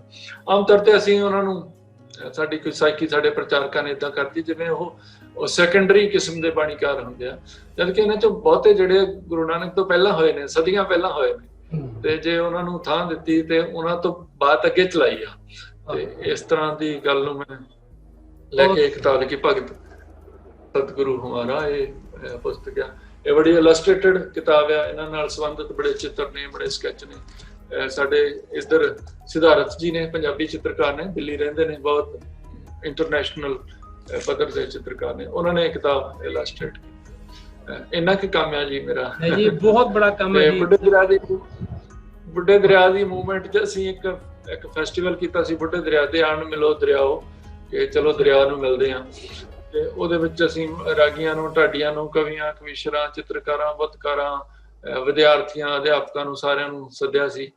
ਤੇ ਫਿਰ ਤਕਰੀਬਨ ਕਲਾ ਦਾ ਹਰ ਜਾਨਰ ਉਹਦੇ ਵਿੱਚ ਪੇਸ਼ ਹੋਇਆ, ਹਰ ਤਰ੍ਹਾਂ, ਹਰ ਕਿਸਮ ਦੇ ਕਲਾਕਾਰ ਆਏ, ਡਾਕੂਮੈਂਟਰੀਜ਼ ਬਣੀਆਂ, ਫੋਟੋਗ੍ਰਾਫਸ ਹੋਈਆਂ ਤੇ ਨੁੱਕੜ ਨਾਟਕ ਹੋਏ। ਤੇ ਉੱਥੇ ਸਾਨੂੰ ਲੱਗਦਾ ਵੀ ਕਿ ਨਾਟਕ ਵੀ ਬੁੱਢੇ ਦਰਿਆ ਬਾਰੇ ਹੋਣਾ ਚਾਹੀਦਾ, ਲੰਬਾ ਫੁੱਲ ਲੈਂਥ ਨਾਟਕ, ਘੰਟੇ 1.5 ਘੰਟੇ ਦਾ। ਤੇ ਉਹ 1-2 ਨਾਟਕਕਾਰਾਂ ਨੂੰ ਕਿਹਾ ਸੀ ਤੇ ਉਹਨੇ ਬੜਾ ਉਤਸ਼ਾਹ ਦਿਖਾਇਆ। ਤੇ ਫਿਰ ਮੈਨੂੰ ਉਹਨੇ ਕਿਹਾ ਵੀ ਤੂੰ ਸਾਨੂੰ ਇਹਦੇ ਲਈ ਇਨਪੁਟਸ ਦੇ ਦੇ, ਬੁੱਢੇ ਦਰਿਆ ਦੀ ਹਿਸਟਰੀ ਬਾਰੇ, ਇਹਦੀ ਸਥਿਤੀ ਬਾਰੇ, ਕਿੱਦਾਂ ਹੋਣਾ ਚਾਹੀਦਾ, ਕੰਪਲੀਟ ਸਾਰਾ ਦੇ ਦੇ, ਫਿਰ ਅਸੀਂ ਉਹਦਾ ਨਾਟਕ ਬਣਾ ਲੈਂਗੇ। ਉਹ ਫਿਰ ਮੈਨੂੰ ਜਿੱਤੇ ਦੋਹਰਾ ਕੰਮ ਹੋ ਜਾਊਗਾ, ਫਿਰ ਮੈਂ ਚੱਲ ਨਾਟਕ ਹੀ ਆਪ ਹੀ ਲਿਖ ਦਿੰਦਾ। ਤੇ ਉਹ ਇਸ ਬਹਾਨੇ ਨਾਲ ਬੁੱਢਾ ਦਰਿਆ ਨਾਟਕ ਲਿਖਿਆ ਗਿਆ। ਤੇ ਉਹ ਸਾਡੇ ਬੜੇ ਨੋਨ ਕੇਵਲ ਧਾਲੀਵਾਲ ਜੀ ਨੇ, ਅੰਮ੍ਰਿਤਸਰ 'ਚ ਰਹਿੰਦੇ ਨੇ, ਇੱਥੇ ਆਡੀਟੋਰੀਅਮ ਦੇ ਵਿੱਚ, ਲੁਧਿਆਣੇ ਗੁਰੂ ਨਾਨਕ ਭਵਨ 'ਚ, ਤੇ ਇੱਕ ਉਸ ਫੈਸਟੀਵਲ ਦੇ ਵਿੱਚ। ਤੇ ਇਸ ਤਰ੍ਹਾਂ ਹੈਗਾ ਜੀ ਸਰ। ਬਹੁਤ ਕੁਝ ਅੰਗਰੇਜ਼ੀ ਵਿੱਚ ਕੁਝ 3 ਵਿਦਵਾਨਾਂ ਨੇ, ਇੱਕ ਨੌਜਵਾਨ ਨੇ, ਇੱਕ ਮੇਰੇ ਹਮ ਉਮਰ ਨੇ, ਇੱਕ ਸਾਡੇ ਚੜ੍ਹਾਈ ਕਰਕੇ ਫੌਤ ਹੋ ਗਏ ਪ੍ਰੋਫੈਸਰ ਨਿਰੰਜਨ ਤਸਨੀਮ। ਉਹਨਾਂ ਨੇ ਮੇਰੀਆਂ ਪਹਿਲੀਆਂ ਪੋਇਟਰੀ ਦੀਆਂ 3 ਕਿਤਾਬਾਂ ਵਿੱਚੋਂ 75 ਕਵਿਤਾਵਾਂ ਲੈ ਕੇ ਆਪੋ ਆਪਣੀ ਪਸੰਦ ਦੀਆਂ ਇੱਕ ਪੰਜਾਬੀ ਅੰਗਰੇਜ਼ੀ ਉਹਨਾਂ ਦਾ ਅਨੁਵਾਦ ਕੀਤਾ, ਕਿ ਇੱਕ ਪਾਸੇ ਗੁਰਮੁਖੀ 'ਚ, ਪੰਜਾਬੀ 'ਚ, ਦੂਜੇ ਪਾਸੇ ਉਹ ਅੰਗਰੇਜ਼ੀ 'ਚ, ਬਾਇਲਿੰਗੁਅਲ ਕਿਤਾਬ ਹੈਗੀ ਆ। ਤੇ ਇਸ ਤਰ੍ਹਾਂ ਥੋੜਾ ਕਰਦਿਆਂ ਹੋਈ ਜਾਂਦਾ ਜੀ ਕਈ ਕੁਝ। ਜਿਵੇਂ ਸਾਡੇ ਮਹਾਰਾਸ਼ਟਰ ਵਾਲੇ ਦੋਸਤਾਂ ਨੇ, ਅਦੀਬਾਂ ਨੇ, ਪੰਜਾਬੀ ਲਿਟਰੇਚਰ ਫੈਸਟੀਵਲ ਕੀਤਾ ਸੀ ਪੁਣੇ 'ਚ, ਕਿਉਂਕਿ ਉਦੋਂ ਪਹਿਲਾਂ ਉਹਨਾਂ ਨੇ ਇੱਥੇ ਮੈਨੂੰ ਗੱਲ ਯਾਦ ਆਉਂਦੀ ਹੈ ਕਿ ਨਿੱਕੀਆਂ ਚੀਜ਼ਾਂ ਅਸੀਂ ਜੋੜਦੇ ਰਹੀਏ ਤਾਂ ਕਿੰਨੇ ਅੱਛੇ ਉਹਦੇ ਪ੍ਰਭਾਵ ਹੋ ਜਾਂਦੇ ਆ। ਮੈਨੂੰ ਭਾਰਤੀ ਸਾਹਿਤ ਅਕੈਡਮੀ ਨੇ 2000 ਦੇ ਵਿੱਚ ਭੇਜਿਆ ਸੀ, 1999 ਜਾਂ 2000 'ਚ ਮਹਾਰਾਸ਼ਟਰ ਭੇਜਿਆ ਸੀ। ਇੱਕ 5000 ਰੁਪਏ ਦੀ ਗ੍ਰਾਂਟ ਦਿੰਦੇ ਹੁੰਦੇ ਸੀ ਕਿ ਕਿਸੇ ਵੀ ਇੱਕ ਭਾਸ਼ਾ ਦਾ ਨੌਜਵਾਨ ਰਾਈਟਰ ਦੂਜੇ ਇਲਾਕੇ ਵਿੱਚ ਜਾ ਕੇ ਉਸ ਬੋਲੀ ਦੇ ਰਾਈਟਰਾਂ ਨੂੰ ਮਿਲੇ ਤੇ ਕੋਈ ਸਮਝੇ, ਕੋਈ ਸੁਣਾਵੇ। ਤੇ ਮੈਂ ਬਹੁਤ ਸਰਗਰਮੀ ਨਾਲ ਉਹ ਐਕਟੀਵਿਟੀ ਕੀਤੀ ਸੀ। ਮੈਂ ਬੰਬੇ 'ਚ ਮਿਲਿਆ, ਪੂਨੇ ਮਿਲਿਆ, ਨਾਗਪੁਰ ਮਿਲਿਆ ਇਹਨਾਂ ਮਰਾਠੀ ਖਾਸ ਤੌਰ ਤੇ ਪੋਇਟਸ ਨੂੰ, ਤੇ ਉਹਨਾਂ ਨਾਲ ਮੇਰੀ ਬਹੁਤ ਦੋਸਤੀ ਹੋ ਗਈ। ਉਹ ਫਿਰ ਉਹਨਾਂ ਚੋਂ 8-10 ਬੰਦੇ ਇੱਕ ਵਾਰੀ ਪੰਜਾਬ ਆਏ, ਤੇ ਪੰਜਾਬੀ ਚ ਅਸੀਂ ਮਰਾਠੀ ਪੰਜਾਬੀ ਇੱਕ ਪੋਇਟਰੀ ਦਾ ਪ੍ਰੋਗਰਾਮ ਕੀਤਾ। ਉਹਨਾਂ ਦੀਆਂ ਕਵਿਤਾਵਾਂ ਅਸੀਂ ਪੰਜਾਬੀ ਵਾਲੇ 10 ਬੰਦਿਆਂ ਨੇ ਅਨੁਵਾਦ ਕੀਤੀਆਂ, ਉਹਨੇ ਪੜ੍ਹੀਆਂ, ਫਿਰ ਅਸੀਂ ਅਨੁਵਾਦ ਪੜ੍ਹਿਆ। ਫਿਰ ਉਹ ਸ੍ਰੀ ਹਰਿਮੰਦਰ ਸਾਹਿਬ ਗਏ, ਅੰਮ੍ਰਿਤਸਰ ਗਏ। ਫਿਰ ਉਹ ਘੁਮਾਣ ਹੈਗਾ ਜਿੱਥੇ ਨਾਮਦੇਵ ਜੀ ਆਪਣੀ ਉਮਰ ਦੇ ਆਖਰੀ ਸਮੇਂ 'ਚ ਪੰਜਾਬ 'ਚ ਰਹੇ ਸੀ, ਗੁਰਦਾਸਪੁਰ ਲਾਗੇ ਘੁਮਾਣ ਜਗ੍ਹਾ 'ਚ ਉਹਨਾਂ ਦਾ ਇੰਤਕਾਲ ਹੋਇਆ। ਉਹਨਾਂ ਦੀ ਉਹ ਜਗ੍ਹਾ ਤੇ ਗਏ। ਫਿਰ ਉਹਨੇ ਉੱਥੇ ਜਾ ਕੇ ਦੱਸਿਆ ਕਿ ਪੰਜਾਬੀ 'ਚ ਇੱਦਾਂ ਦੇ ਬੰਦੇ ਆ ਸਾਡੀ ਥਾਂ ਆ। ਪਹਿਲਾਂ ਟਾਵੇਂ ਲੋਕ ਆਉਂਦੇ ਸੀ। ਫਿਰ ਮਰਾਠੀ ਲੋਕਾਂ ਨੇ ਉੱਥੇ ਘੁਮਾਣ 'ਚ ਮਰਾਠੀ ਲਿਟਰੇਚਰ ਫੈਸਟੀਵਲ ਕੀਤਾ, ਤੇ ਜਿਸ 'ਚ ਉਹਨਾਂ ਨੇ ਸਾਨੂੰ ਵੀ ਸੱਦਿਆ। ਤੇ ਫਿਰ ਉਹਨਾਂ ਨੇ ਰੈਸੀਪ੍ਰੋਕੇਟ ਕਰਦਿਆਂ ਇੱਕ ਪੰਜਾਬੀ ਲਿਟਰੇਚਰ ਫੈਸਟੀਵਲ ਪੂਨੇ 'ਚ ਹੋਸਟ ਕੀਤਾ, ਜਿਸ 'ਚ ਉਹਨਾਂ ਨੇ ਬਹੁਤ ਸਾਰੇ ਲੋਕਾਂ ਨੂੰ ਸੱਦਿਆ। ਤੇ ਉਹਦੇ ਵਿੱਚ ਮੇਰੀ ਇਸ ਕਿਤਾਬ 'ਚ ਜਿਹੜੀ ਭਗਤ ਸਤਿਗੁਰੂ ਮਹਾਰਾਜ, ਇਹਦੇ ਵਿੱਚ 3 ਮਰਾਠੀ ਸੰਤ ਨੇ, ਜੈਸੇ ਨਾਮਦੇਵ ਜੀ ਮਹਾਰਾਸ਼ਟਰ ਦੇ ਨੇ, ਤਰਲੋਚਨ ਜੀ ਮਹਾਰਾਸ਼ਟਰ ਦੇ ਨੇ, ਪਰਮਾਨੰਦ ਜੀ ਮਹਾਰਾਸ਼ਟਰ ਦੇ ਨੇ। ਤੇ ਇਹਨਾਂ ਬਾਰੇ ਜਿਹੜੇ 3 ਆਰਟੀਕਲ ਸੀ, ਤੇ ਚੌਥਾ ਇੱਕ ਇਹਨਾਂ ਬਾਰੇ ਸਾਂਝਾ ਮਰਾਠੀ ਪੰਜਾਬੀ ਸੰਬੰਧ ਕੀ ਹੈ। ਜਿਸ ਤਰ੍ਹਾਂ ਇਹ ਦਿਲਚਸਪ ਗੱਲ ਆ ਕਿ ਜਿੱਦਾਂ ਨਾਮਦੇਵ ਜੀ ਗੁਰੂ ਨਾਨਕ ਤੋਂ 2 ਸਦੀਆਂ ਪਹਿਲਾਂ ਪੰਜਾਬ 'ਚ ਆਏ, ਤੇ ਉਹਨਾਂ ਦੀ ਆਖਰੀ ਸਮਾਂ ਜਿਹੜਾ ਪੰਜਾਬ 'ਚ ਬੀਤਿਆ। ਤੇ ਗੁਰੂ ਗੋਬਿੰਦ ਸਿੰਘ ਮਹਾਰਾਜ ਜੀ ਗੁਰੂ ਨਾਨਕ ਤੋਂ 2 ਸਦੀਆਂ ਬਾਅਦ ਮਹਾਰਾਸ਼ਟਰ 'ਚ ਗਏ, ਤੇ ਉਹਨਾਂ ਦਾ ਜਿਹੜਾ ਨੰਦੇੜ ਹੈ ਉਹ ਮਹਾਰਾਸ਼ਟਰ 'ਚ, ਉਹਨਾਂ ਦਾ ਆਖਰੀ ਸਮਾਂ ਨੰਦੇੜ 'ਚ ਬੀਤਿਆ। ਏਦਾਂ ਹੀ ਭਗਤ ਸਿੰਘ ਨਾਲ ਫਾਂਸੀ ਲੱਗਣ ਵਾਲਾ ਜਿਹੜਾ ਰਾਜਗੁਰੂ ਆ ਉਹ ਮਰਾਠੀ ਸੀਗਾ। ਕਰਤਾਰ ਸਿੰਘ ਸਰਾਭੇ ਨਾਲ ਫਾਂਸੀ ਲੱਗਣ ਵਾਲਾ ਵਿਸ਼ਨੂੰ ਗਣੇਸ਼ ਪਿੰਗਲੇ ਆ ਜਿਹੜਾ, ਉਹ ਮਹਾਰਾਸ਼ਟਰੀਅਨ ਆ। ਕਿ ਉਸ ਕਿਤਾਬ ਦੀ ਇੰਟਰੋਡਕਸ਼ਨ 'ਚ ਇੱਕ ਲੇਖ ਲਿਖਿਆ। ਇਹ 4 ਲੇਖਾਂ ਨੂੰ ਫਿਰ ਉਹਨਾਂ ਨੇ ਮਰਾਠੀ 'ਚ ਅਨੁਵਾਦ ਕਰਕੇ ਤੇ ਉਸ ਲਿਟਰੇਚਰ ਫੈਸਟੀਵਲ ਤੇ ਰਿਲੀਜ਼ ਕੀਤਾ। ਮੈਂ ਮਤਲਬ ਕਹਿ ਸਕਦਾ ਕਿ ਮਰਾਠੀ 'ਚ ਵੀ ਛਪਿਆ ਥੋੜਾ ਬਹੁਤਾ। ਇਹ ਹੈ ਕਿ ਤੁਹਾਡੀ ਇੱਕ ਘਟਨਾ ਨੂੰ ਤੁਸੀਂ ਸ਼ਿੱਦਤ ਨਾਲ ਕਰੋ, ਤੇ ਉਹਦੇ ਨਾਲ ਕਿੰਨੇ ਲੋਕ ਤੇ ਕਿੰਨੀ ਸ਼ਕਤੀ ਤੇ ਕਿੰਨੀ ਸਰਗਰਮੀ ਜੁੜਦੀ ਜਾਂਦੀ ਆ, ਜੇ ਉਹਦੇ 'ਚ ਚੰਗੀ ਭਾਵਨਾ। ਬੜੀ ਖੂਬਸੂਰਤ ਜੀ। ਅਸੀਂ ਤਾਂ ਬੜੇ ਬਹਿਨ ਇੰਨਾ ਨਹੀਂ ਸੀ ਪਤਾ, ਹੈਰਾਨ ਹੋ ਗਿਆ ਮੈਂ ਦੇਖ ਕੇ ਕਿ ਬਹੁਤ ਮਾਸ਼ਾਅੱਲਾ ਤੁਸੀਂ ਨੇ ਕੰਮ ਕੀਤਾ ਹੈ ਆਪਣੀ ਮਾਂ ਬੋਲੀ ਲਈ। ਤੇ ਵੱਡੀ ਗੱਲ ਇਹ ਵੇ ਕਿ ਦੂਸਰੀ ਜ਼ਬਾਨ ਦੇ ਨਾਲ ਵੀ ਜਾ ਕੇ ਜੁੜ ਗਏ, ਉਹਨਾਂ ਦਾਨਸ਼ਵਰਾਂ ਨਾਲ ਜੁੜ ਕੇ। ਸਰ ਬੜੀ ਗੱਲ ਹੈ, ਬਹੁਤ ਬੜੀ ਗੱਲ ਹੈ ਜਿਹੜੀ ਇਹ ਹੋਣਾ ਚਾਹੀਦਾ ਹੈ ਇਸ ਤਰ੍ਹਾਂ ਦੇ ਆਪਸ ਵਿੱਚ। ਫਿਰ ਬੰਦੇ ਦੇ ਖਿਆਲਾਤ, ਵਿਚਾਰ ਵਟਾਂਦਰਾ ਆਪਸ ਵਿੱਚ ਉਹ ਐਕਸਚੇਂਜ ਹੁੰਦਾ ਰਹਿੰਦਾ ਹੈ। ਬਹੁਤ ਸੋਹਣੀ ਗੱਲ ਹੈ ਜੀ ਇਹ। ਅੱਛਾ, ਇਹ ਮੈਂ ਇੱਕ ਚੀਜ਼ ਰਹਿ ਗਈ ਸੀ ਉਹਦੇ ਵਿੱਚ। ਇਹ ਅਗਲੇ ਦਿਨ ਇੱਕ ਮੈਂ ਦੇਖ ਰਿਹਾ ਸਾਂ ਕਿਸੇ ਜਗ੍ਹਾ ਤੇ, ਜ਼ਿੰਦਗੀ ਫਾਊਂਡੇਸ਼ਨ ਸ਼ਾਇਦ, ਕਿ ਤੁਸੀਂ ਪ੍ਰਧਾਨਗੀ ਕਰ ਰਹੇ ਹੋ। ਛੋਟੀਆਂ 7 ਮਿੰਟ ਦੀਆਂ ਫਿਲਮਾਂ ਬਣੀਆਂ ਸਨ, ਉਹਨਾਂ ਵਿੱਚ ਕੋਈ ਅਵਾਰਡ ਤੁਸੀਂ ਦੇ ਰਹੇ ਸੀ। ਤੁਹਾਡੇ ਇੱਥੇ ਲੋਕ ਅਵਾਰਡ ਲੈ ਰਹੇ ਸਨ। ਸਰਦਾਰ ਸੋਈ ਵਰਗੇ, ਮਲਕੀਤ ਰੌਣੀ ਜੀ ਵਰਗੇ ਆਰਟਿਸਟ ਮੌਜੂਦ ਸਨ, ਬੜੇ ਵੱਡੇ ਆਰਟਿਸਟ ਜਿਹੜੇ ਨੇ ਸਾਡੇ ਪੰਜਾਬੀ ਦੇ। ਉਸ ਬਾਰੇ ਦੱਸੋ ਕਿ ਉਹ ਤੁਹਾਡਾ ਕਿਸ ਤਰ੍ਹਾਂ ਉਸ ਨਾਲ ਹੈ, ਤੁਸੀਂ ਉੱਥੇ ਪ੍ਰਧਾਨਗੀ ਕਰ ਰਹੇ ਸੀ। ਉਹ ਜਿਵੇਂ ਮੈਂ ਪਹਿਲਾਂ ਦੱਸਿਆ ਕਿ ਮੈਂ ਵਿਹਲਾ ਬੰਦਾ, ਕੋਈ ਨਾ ਕੋਈ ਚੰਗਾ ਕੰਮ ਮੈਨੂੰ ਲੱਭ ਲੈਂਦਾ। ਤੇ ਉਹ ਜਦੋਂ ਇਹ ਕਰੋਨਾ ਦਾ ਲਾਕਡਾਊਨ ਸ਼ੁਰੂ ਹੋਇਆ, ਸਾਡੇ ਇੱਥੇ ਪੰਜਾਬ ਦੇ ਫਿਲਮ ਆਰਟਿਸਟ ਨੇ, ਸਾਡੇ ਦੋਸਤ ਨੇ ਰਾਣਾ ਰਣਬੀਰ, ਤੇ ਉਹ ਕੁਝ 2 ਸਾਲ ਤੋਂ ਕੈਨੇਡਾ ਸ਼ਿਫਟ ਕਰ ਗਏ, ਸਰੀ 'ਚ ਰਹਿੰਦੇ ਨੇ। ਤੇ ਉੱਥੇ ਸਾਡੇ ਇੱਕ ਹੋਰ ਦੋਸਤ ਨੇ ਬਲਦੇਵ ਸਿੰਘ ਬਾਠ, ਬਹੁਤ ਸ਼ਿੱਦਤ ਵਾਲੇ, ਬਹੁਤ ਰੂਹ ਵਾਲੇ, ਬਹੁਤ ਚੰਗੇ ਚਿੱਤ ਵਾਲੇ ਸੱਜਣ ਨੇ। ਤੇ ਉਹਨਾਂ ਨੇ ਮਿਲ ਕੇ ਕੀਤਾ ਕਿ ਜਿਹੜੇ ਪੰਜਾਬੀ ਬੱਚੇ ਨੇ ਘਰਾਂ 'ਚ ਬੈਠੇ ਨੇ, ਉਹਨਾਂ ਨੂੰ ਕੰਮ ਲਾਈਏ, ਉਹਨਾਂ ਨੂੰ ਕਹੀਏ ਚਲੋ ਆਪੋ ਆਪਣੇ ਘਰੀਂ ਬੈਠੇ ਸ਼ਾਰਟ ਫਿਲਮਾਂ ਬਣਾਓ, ਤੇ ਆਪਾਂ ਉਹਨਾਂ ਨੂੰ ਥੋੜਾ ਇਨਾਮ ਸਨਮਾਨ ਦੇ ਦਾਂਗੇ। ਤੇ ਉਹ ਬਸ ਦਰਜਨਾਂ ਬੱਚਿਆਂ ਨੇ, ਨੌਜਵਾਨਾਂ ਨੇ, ਨਵੇਂ ਡਾਇਰੈਕਟਰਾਂ ਨੇ, ਨਵੇਂ ਐਕਟਰਾਂ ਨੇ ਫਿਲਮਾਂ ਬਣਾਈਆਂ। ਤੇ ਉਹ ਉਹਨਾਂ ਨੇ 8 ਉਹਦੀਆਂ ਸ਼ਾਰਟ ਲਿਸਟ ਕੀਤੀਆਂ, ਨੋਮੀਨੇਟ ਕੀਤੀਆਂ ਕਿਸੇ ਨੂੰ ਅਲੱਗ-ਅਲੱਗ ਅਵਾਰਡਾਂ ਲਈ, ਬੈਸਟ ਐਕਟਰ ਲਈ, ਬੈਸਟ ਐਕਟਰੈਸ ਲਈ, ਬੈਸਟ ਮਿਊਜ਼ਿਕ ਲਈ, ਬੈਸਟ ਸਿੰਗਰ ਲਈ, ਜਾਂ ਦੂਜੀਆਂ ਚੀਜ਼ਾਂ ਲਈ, ਕਾਸਟਿਊਮਸ ਲਈ। ਤੇ ਉਹ ਹੋਇਆ ਇਸ ਤਰ੍ਹਾਂ ਕਿ ਉਹਨਾਂ 8 ਵਿੱਚੋਂ ਜਿਹੜੇ 7 ਸੀਗੇ, ਵੈਸੇ ਤਾਂ ਉਹਨੇ ਗਲੋਬਲੀ ਕਾਲ ਦਿੱਤੀ ਸੀ ਇਹ, ਤੇ ਪਰ ਕਿਉਂਕਿ ਉਹਨਾਂ ਦੀ ਰਸਾਈ ਇੱਥੇ ਸੀ ਜ਼ਿਆਦਾ, ਤੇ ਉਹ 7 ਜਿਹੜੇ ਅਵਾਰਡੀ ਸੀਗੇ ਉੱਥੇ ਇੱਧਰਲੇ ਪੰਜਾਬ ਦੇ ਸੀ।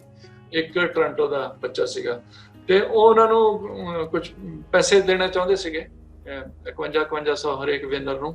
ਤੇ ਉਹ ਮੈਨੂੰ ਕਹਿੰਦੇ ਵੀ ਅਸੀਂ ਤੈਨੂੰ ਭੇਜ ਦਈਏ, ਤੇ ਉਹ ਤੇਰੇ ਤੋਂ ਆ ਕੇ ਲੈ ਜਾਣਗੇ ਇੱਥੋਂ। ਤੇ ਮੈਂ ਕਿਹਾ ਯਾਰ ਤੁਸੀਂ ਉਹ ਆ ਕੇ ਲੈ ਜਾਣਗੇ ਤੇ ਆਪਾਂ ਉਹਨਾਂ ਨੂੰ ਇੱਕ ਸਮਾਗਮ ਕਰਕੇ ਦੇ ਦਿੰਦੇ ਹਾਂ, ਨਾਲ ਅਸੀਂ ਉਹਨਾਂ ਨੂੰ ਇੱਕ ਸਰਟੀਫਿਕੇਟ ਦੇ ਦਿੰਦੇ ਹਾਂ, ਉਹਨਾਂ ਨੂੰ ਇੱਕ ਅਸੀਂ ਮੈਡਲ ਦੇ ਦਿੰਦੇ ਹਾਂ। ਤੇ ਉਹ ਮੇਰੇ ਤੋਂ ਦਵਾਉਣਾ ਚਾਹੁੰਦੇ ਸੀ। ਮੈਂ ਕਿਹਾ ਮੇਰੇ ਨਾਲੋਂ ਵੀ ਜ਼ਿਆਦਾ ਅਸੀਂ ਮਲਕੀਤ ਰੌਣੀ ਨੂੰ ਬੁਲਾਈਏ, ਉਹ ਫਿਲਮ ਦਾ ਬੰਦਾ ਆ, ਤੇ ਇਦਾਂ ਹੀ ਸਾਡੇ ਸ਼ਹਿਰ 'ਚ ਸਰਦਾਰ ਸੋਹੀਆ, ਉਹ ਫਿਲਮ ਦਾ ਬੰਦਾ ਹੈ, ਪੁਰਾਣਾ ਆਰਟਿਸਟ ਆ, ਉਹਦੇ ਤੋਂ ਲੈਣਗੇ, ਉਹਨਾਂ ਨੂੰ ਜ਼ਿਆਦਾ ਖੁਸ਼ੀ ਹੋਊਗੀ, ਪ੍ਰਬੰਧ ਅਸੀਂ ਕਰ ਦਿਆਂਗੇ। ਤੇ ਇਦਾਂ ਉਹ ਨਿੱਕਾ ਜਿਹਾ ਇੱਕ ਫੰਕਸ਼ਨ ਬਣ ਗਿਆ। ਉਹ ਬੱਚਿਆਂ ਨੂੰ ਚੰਗਾ ਲੱਗਾ ਕਿ ਉਹਨਾਂ ਨੇ ਵੱਡੇ ਆਰਟਿਸਟਾਂ ਤੋਂ ਆਨਰ ਪ੍ਰਾਪਤ ਕੀਤਾ। ਅਸੀਂ ਉਹ ਤੋਂ ਵੀ ਵੱਡਾ ਕਰਨਾ ਚਾਹੁੰਦੇ ਸੀ, ਕਿਉਂਕਿ ਸਾਡੇ ਆਪਣਾ ਜਿਹੜੇ ਫਿਜ਼ੀਕਲ ਡਿਸਟੈਂਸਿੰਗ ਦਾ ਦੌਰ ਚੱਲ ਰਿਹਾ ਕਰਕੇ ਉਹ ਸੀਮਤ ਜਿਹਾ ਕੀਤਾ ਸੀ। ਤੇ ਮੈਨੂੰ ਆਪ ਤੋਂ ਛੋਟਿਆਂ ਨੂੰ ਸ਼ਾਬਾਸ਼ ਦੇ ਕੇ ਬਹੁਤ ਚੰਗਾ ਲੱਗਦਾ, ਉਹਨਾਂ ਨੂੰ ਚੰਗਾ ਲੱਗੇ ਇਹ ਸੋਚ ਕੇ ਬਹੁਤ ਚੰਗਾ ਲੱਗਦਾ। ਸਾਡੀ ਵਰਗੀ ਹਸਤੀ ਕੋਲੋਂ ਥਾਪੜਾ ਲੈਣਾ ਜੀ ਬਹੁਤ ਬੜੀ ਗੱਲ ਆ, ਬਹੁਤ ਬੜੀ ਗੱਲ ਆ। ਤੁਹਾਡੇ ਵਰਗੇ ਮਹਾਨ ਤਕਲੀਫਕਾਰ ਕੋਲੋਂ ਮੈਂ ਮੂੰਹ ਦੀ ਸਿਫਤ ਨਹੀਂ ਕਰਨਾ ਚਾਹਾਂਗਾ। ਮੈਂ ਬੜਾ ਜੀ ਅੱਗੇ ਤੁਹਾਡੀਆਂ ਕਵਿਤਾਵਾਂ ਕੀ ਪੜ੍ਹੀਆਂ ਨੇ ਤੇ ਬਹੁਤ ਸੁਣੀਆਂ। ਤੁਸੀਂ ਗੁਰੂ ਤੇਗ ਬਹਾਦਰ ਜੀ ਬਾਰੇ ਇੱਕ ਕਵਿਤਾ ਲਿਖੀ ਸੀ, ਆਪਣੇ ਸਿਰ ਬਾਰੇ ਜੀ, ਉੱਥੇ ਸਾਨੂੰ ਮੈਨੂੰ ਬੜੀ ਅੱਛੀ ਲੱਗਦੀ ਹੈ, ਬਹੁਤ ਹੀ ਸੋਹਣੀ ਲਿਖੀ ਹੈ। ਉਹ ਤੁਸੀਂ ਜਦੋਂ ਕਹਿੰਦੇ ਨਾ ਕਿ ਸਰਾਣਾ, ਤੂੰ ਸਰਾਣੇ ਨੂੰ ਸਿਰਫ ਸਰਾਣੇ ਨੂੰ ਮਿਲ ਸਕਣਾ ਹੈ, ਉਹ ਮੈਂ ਗਲਤ ਨਾ ਕਹਿ ਰਿਹਾ ਹਾਂ। ਬੜੀਆਂ ਪਿਆਰੀਆਂ ਗੱਲਾਂ ਨੇ, ਉਹ ਸੋਚੀਆਂ ਜਾਣ ਤੇ ਬਹੁਤ ਅੱਛੀਆਂ ਲਿਖੀਆਂ ਨੇ ਤੁਸੀਂ। ਬਸ ਮੈਂ ਬਿਲਕੁਲ ਲਫ਼ਜ਼ ਨਹੀਂ ਹੈਗੇ। ਅੱਲਾਹ ਤੁਹਾਨੂੰ ਲੰਮੀ ਹਯਾਤ ਦੇ ਤੇ ਤੁਸੀਂ ਸਲਾਮਤ ਰਹੋ। ਤੁਹਾਡੀ ਭਾਵਨਾ ਪਹੁੰਚ ਰਹੀ ਹੈ। ਇਸੇ ਤਰ੍ਹਾਂ ਹੀ ਤੁਸੀਂ ਲਿਖਦੇ ਰਹੋ, ਇਸੇ ਤਰ੍ਹਾਂ ਹੀ ਤੁਸੀਂ ਕੰਮ ਕਰਦੇ ਰਹੋ। ਅੱਛਾ ਸਰ, ਆਖਰੀ ਸਵਾਲ ਹੈ ਕਿ ਜੀ ਦੋਹਾਂ ਅਸੀਂ 7000 ਬੜੇ ਇਕੱਠੇ ਰਹੇ ਹਾਂ, ਕੁਝ ਸਾਲਾਂ ਤੋਂ ਵੱਖਰੇ ਹੋਇਆ। ਦੋਹਾਂ ਪੰਜਾਬਾਂ ਦੇ ਪੰਜਾਬੀਆਂ ਨੂੰ ਕਿਸ ਤਰ੍ਹਾਂ ਨੇੜੇ ਲਿਆਇਆ ਜਾ ਸਕਦਾ ਹੈ? ਇਹ ਆਪਣਾ ਮੁਲਕ ਹੈ, ਅਲਹਮਦੁਲਿਲਾ ਪਾਕਿਸਤਾਨ ਸਾਡਾ ਮੁਲਕ ਹੈ, ਲੱਖ ਸ਼ੁਕਰ ਹੈ ਬਾਬਾ ਕਾਇਦ ਆਜ਼ਮ ਮੁਹੰਮਦ ਅਲੀ ਜਿਨਾਹ ਦਾ ਜਨਤਾ ਸ਼ਿਕਾਰ ਕਰੇ। ਲੇਕਿਨ ਅਸੀਂ ਤਾਂ ਪੰਜਾਬੀ ਹੈ ਨਾ, ਪੰਜਾਬੀਆਂ ਨਾਲ ਦਿਲ ਧੜਕਦੇ ਨੇ, ਸਰਹੱਦਾਂ ਕਾਇਮ ਨੇ, ਦਿਲ ਦੀ ਸਰਹੱਦ ਤਾਂ ਨਹੀਂ ਹੋਣੀ ਚਾਹੀਦੀ ਨਾ। ਇਹ ਕਿਵੇਂ ਨੇੜੇ ਲਿਆਇਆ ਜਾ ਸਕਦਾ ਹੈ, ਇਸ ਬਾਰੇ ਤੁਸੀਂ ਕੋਈ ਦੱਸੋ। ਹਾਂ, ਇਹ ਮੈਂ ਅਕਸਰ ਕਹਿੰਦਾ ਹੁੰਦਾ ਬੁਖਾਰੀ ਸਾਹਿਬ, ਤੁਸੀਂ ਵੀ 14 ਅਗਸਤਾਂ ਮਨਾਉਂਦੇ, ਅਸੀਂ ਵੀ 15 ਅਗਸਤਾਂ ਬੜੀਆਂ ਮਨਾਉਂਦੇ ਹਾਂ।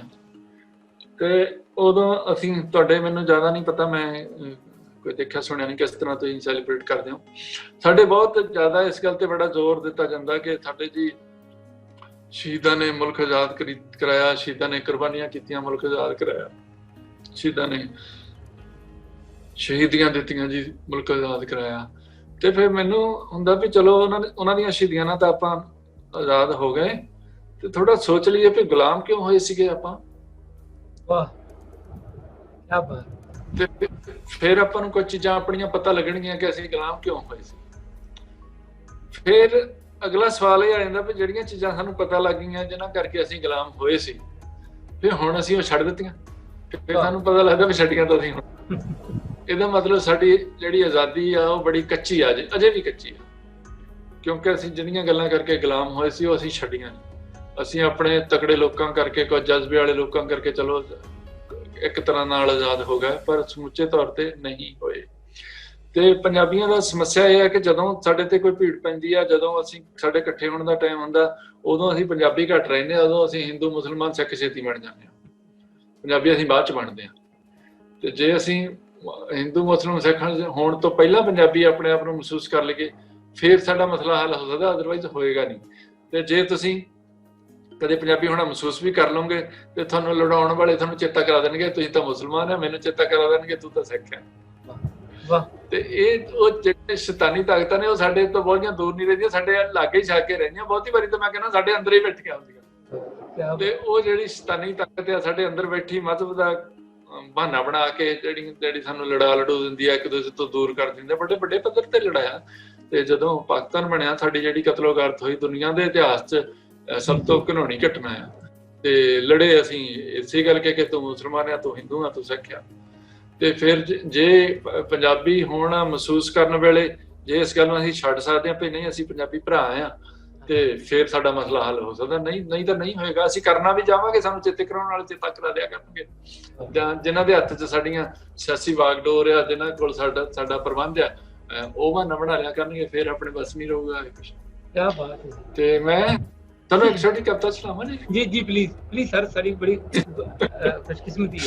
ਅਸੀਂ ਸਾਡੀ ਸਮੱਸਿਆ ਆ ਕਵਿਤਾ ਨਾਲ, ਮੈਂ ਕਵਿਤਾ ਦੀ ਵਿਆਖਿਆ ਸੁਣਾਉਣੀ ਤੁਹਾਨੂੰ ਜ਼ਿਆਦਾ ਪਸੰਦ ਕਰਦਾ ਕਿ ਯਾਦ ਹੀ ਬਹੁਤ ਕਿ ਸਾਡੀ ਸਮੱਸਿਆ ਆ, ਸ਼ਾਇਦ ਸਾਰੇ ਮਨੁੱਖਾਂ ਦੀ ਹੋਵੇ ਪਰ ਸਾਡੀ ਸ਼ਾਇਦ ਜ਼ਿਆਦਾ ਆ, ਕਿਉਂਕਿ ਆਪਾਂ ਆਪਣੇ ਆਪ ਨੂੰ ਜ਼ਿਆਦਾ ਜਾਣਦੇ ਹਾਂ ਕਿ ਅਸੀਂ ਆਪਣੇ ਕਰੀਬੀ ਬੰਦਿਆਂ 'ਚ ਸਮਾਨਤਾਵਾਂ ਨਹੀਂ ਦੇਖਦੇ ਕਿ ਮੇਰੀ ਤੇ ਤੁਹਾਡੀ ਜ਼ੁਬਾਨ ਦੀ ਸਮਾਨਤਾ ਆ, ਤੁਹਾਡੇ ਮੇਰੇ ਖਾਣ ਪਹਿਨਣ ਦੀ ਸਮਾਨਤਾ ਆ, ਸਾਡੀ ਇੱਕ ਧਰਤੀ ਦੀ ਸਮਾਨਤਾ ਆ, ਸਾਡੇ ਸੱਭਿਆਚਾਰ ਦੀ ਸਮਾਨਤਾ ਆ, ਸਾਡੇ ਦੋਸਤਾਂ ਦੀ ਸਾਂਝ ਆ, ਸਾਡੇ ਮੌਸਮਾਂ ਦੀ ਸਾਂਝ ਆ, ਸਾਡੇ ਰੁੱਤਾਂ ਦੀ ਸਾਂਝ ਆ। ਤੁਸੀਂ ਸਾਂਝਾ ਗਿਣੀ ਜਾਓ, ਅਣਗਿਣਤ ਮੁੱਕਣਗੀਆਂ ਨਹੀਂ, ਤੁਸੀਂ ਸ਼ਾਂਤੀ ਲੱਗੇ ਰਹੋ ਚਾਹੇ। ਤੇ ਵਖਰੇਵਾਂ ਸਿਰਫ ਇੱਕ ਗੱਲ ਦਾ ਹੋਊਗਾ, ਤੇ ਉਹ ਹਜ਼ਾਰਾਂ ਸਮਾਨਤਾਵਾਂ ਸਿਮਿਲੈਰਿਟੀਜ਼ ਅਸੀਂ ਭੁੱਲ ਜਾਵਾਂਗੇ, ਤੇ ਜਿਹੜਾ ਇੱਕ ਵਖਰੇਵਾਂ ਹੈ ਉਹ ਸਾਨੂੰ ਰੜਕੀ ਜਾਊਗਾ। ਉਹ ਵਖਰੇਵਾਂ ਰੜਕੂਗਾ ਵੀ ਇੰਨਾ ਕਿ ਉਹ ਸਾਨੂੰ ਇੱਕ ਦੂਜੇ ਦਾ ਵਿਰੋਧ ਲੱਗਣ ਲੱਗ ਜਾਊਗਾ, ਤੇ ਤੁਸੀਂ ਮੈਨੂੰ ਇੰਨੀਆਂ ਸਮਾਨਤਾਵਾਂ ਵਾਲੇ ਭਰਾ ਭਾਈ ਲੱਗਣ ਦੀ ਬਜਾਏ ਇੱਕ ਵੱਖਰਤਾ ਵਾਲਾ ਵਿਰੋਧੀ ਲੱਗਣਾ। ਇਹ ਸਾਡੇ 'ਚ ਬਹੁਤ ਵੱਡਾ ਨੁਕਸ, ਇਹ ਸਾਡੇ 'ਚ ਬਹੁਤ ਵੱਡਾ ਨੁਕਸ ਹੈ। ਮਤਲਬ ਸਕੇ ਭਰਾ ਵੀ ਵੀ ਅਨੇਕਾਂ ਸਮਾਨਤਾਵਾਂ ਹੁੰਦੀਆਂ, ਇੱਕ ਦਾ ਫਰਕ ਤਾਂ ਉਹਦੇ ਨਾਲ ਵੀ ਤੁਹਾਨੂੰ ਹੁੰਦਾ। ਸਾਡਾ ਜਿਹੜਾ ਉਹਦੇ ਨਾਲ ਫਰਕ ਆ ਉਹ ਰੜਕ ਕੱਢਣ ਲੱਗ ਜਾਵਾਂਗੇ, ਉਸ ਨੂੰ ਅਸੀਂ ਪਕੜ ਕੇ ਉਹਦੇ ਨਾਲ ਵਿਰੋਧ ਸਿਰਜ ਲਾਂਗੇ, ਉਹਦੇ ਨਾਲ ਵੈਰ ਸਿਰਜ ਲਾਂਗੇ, ਉਹਦੇ ਨਾਲ ਦੁਸ਼ਮਣੀ ਸਿਰਜ ਲਾਂਗੇ।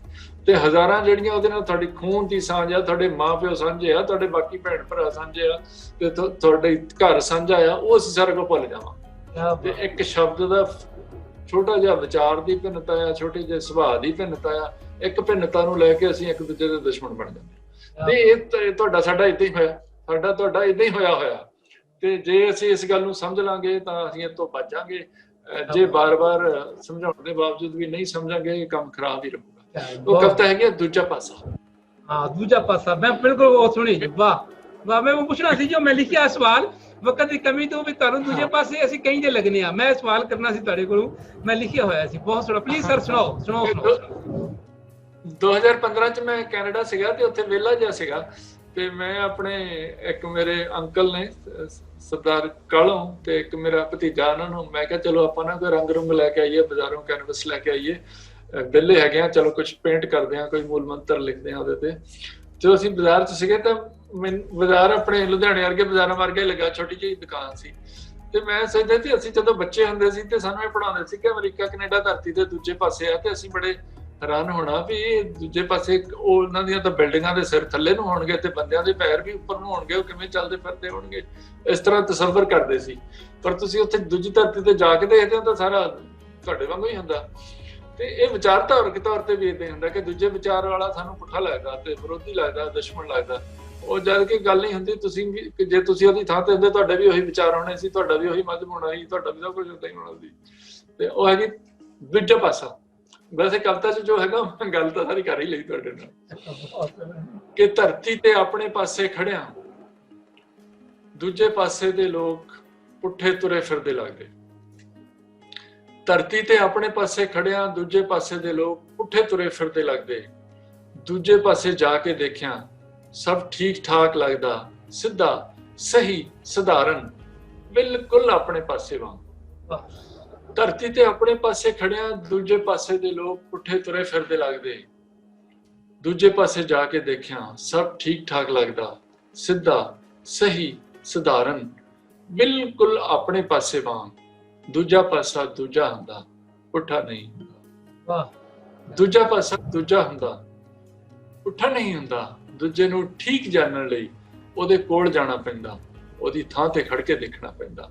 ਦੂਜੇ ਨੂੰ ਠੀਕ ਜਾਣਨ ਲਈ ਉਹਦੇ ਕੋਲ ਜਾਣਾ ਪੈਂਦਾ, ਉਹਦੀ ਥਾਂ ਤੇ ਖੜ ਕੇ ਦੇਖਣਾ ਪੈਂਦਾ। ਵਾਹ ਵਾਹ ਵਾਹ, ਕਿਆ ਬਾਤ ਹੈ। ਜਸਵੰਤ ਸਿੰਘ ਜ਼ਫਰ ਸਾਹਿਬ ਜੀ, ਇਹੀ ਚੀਜ਼ ਹੈ, ਇਹ ਤੁਸੀਂ ਜੀ ਦੱਸ ਰਹੇ ਹੋ ਨਾ, ਕਿ ਆਪਾਂ ਨੂੰ ਬਿਲਕੁਲ ਉਹਦੇ ਕੋਲ ਜਾ ਕੇ ਦੇਖਣਾ ਪਵੇਗਾ ਇੱਕ ਦੂਸਰੇ ਦੇ। ਮੈਂ ਸਮਝਣਾ ਵਾਂ ਕਿ ਹਰ ਪੰਜਾਬੀ ਨੂੰ ਸੂਫੀ ਬਣਨਾ ਪਵੇਗਾ।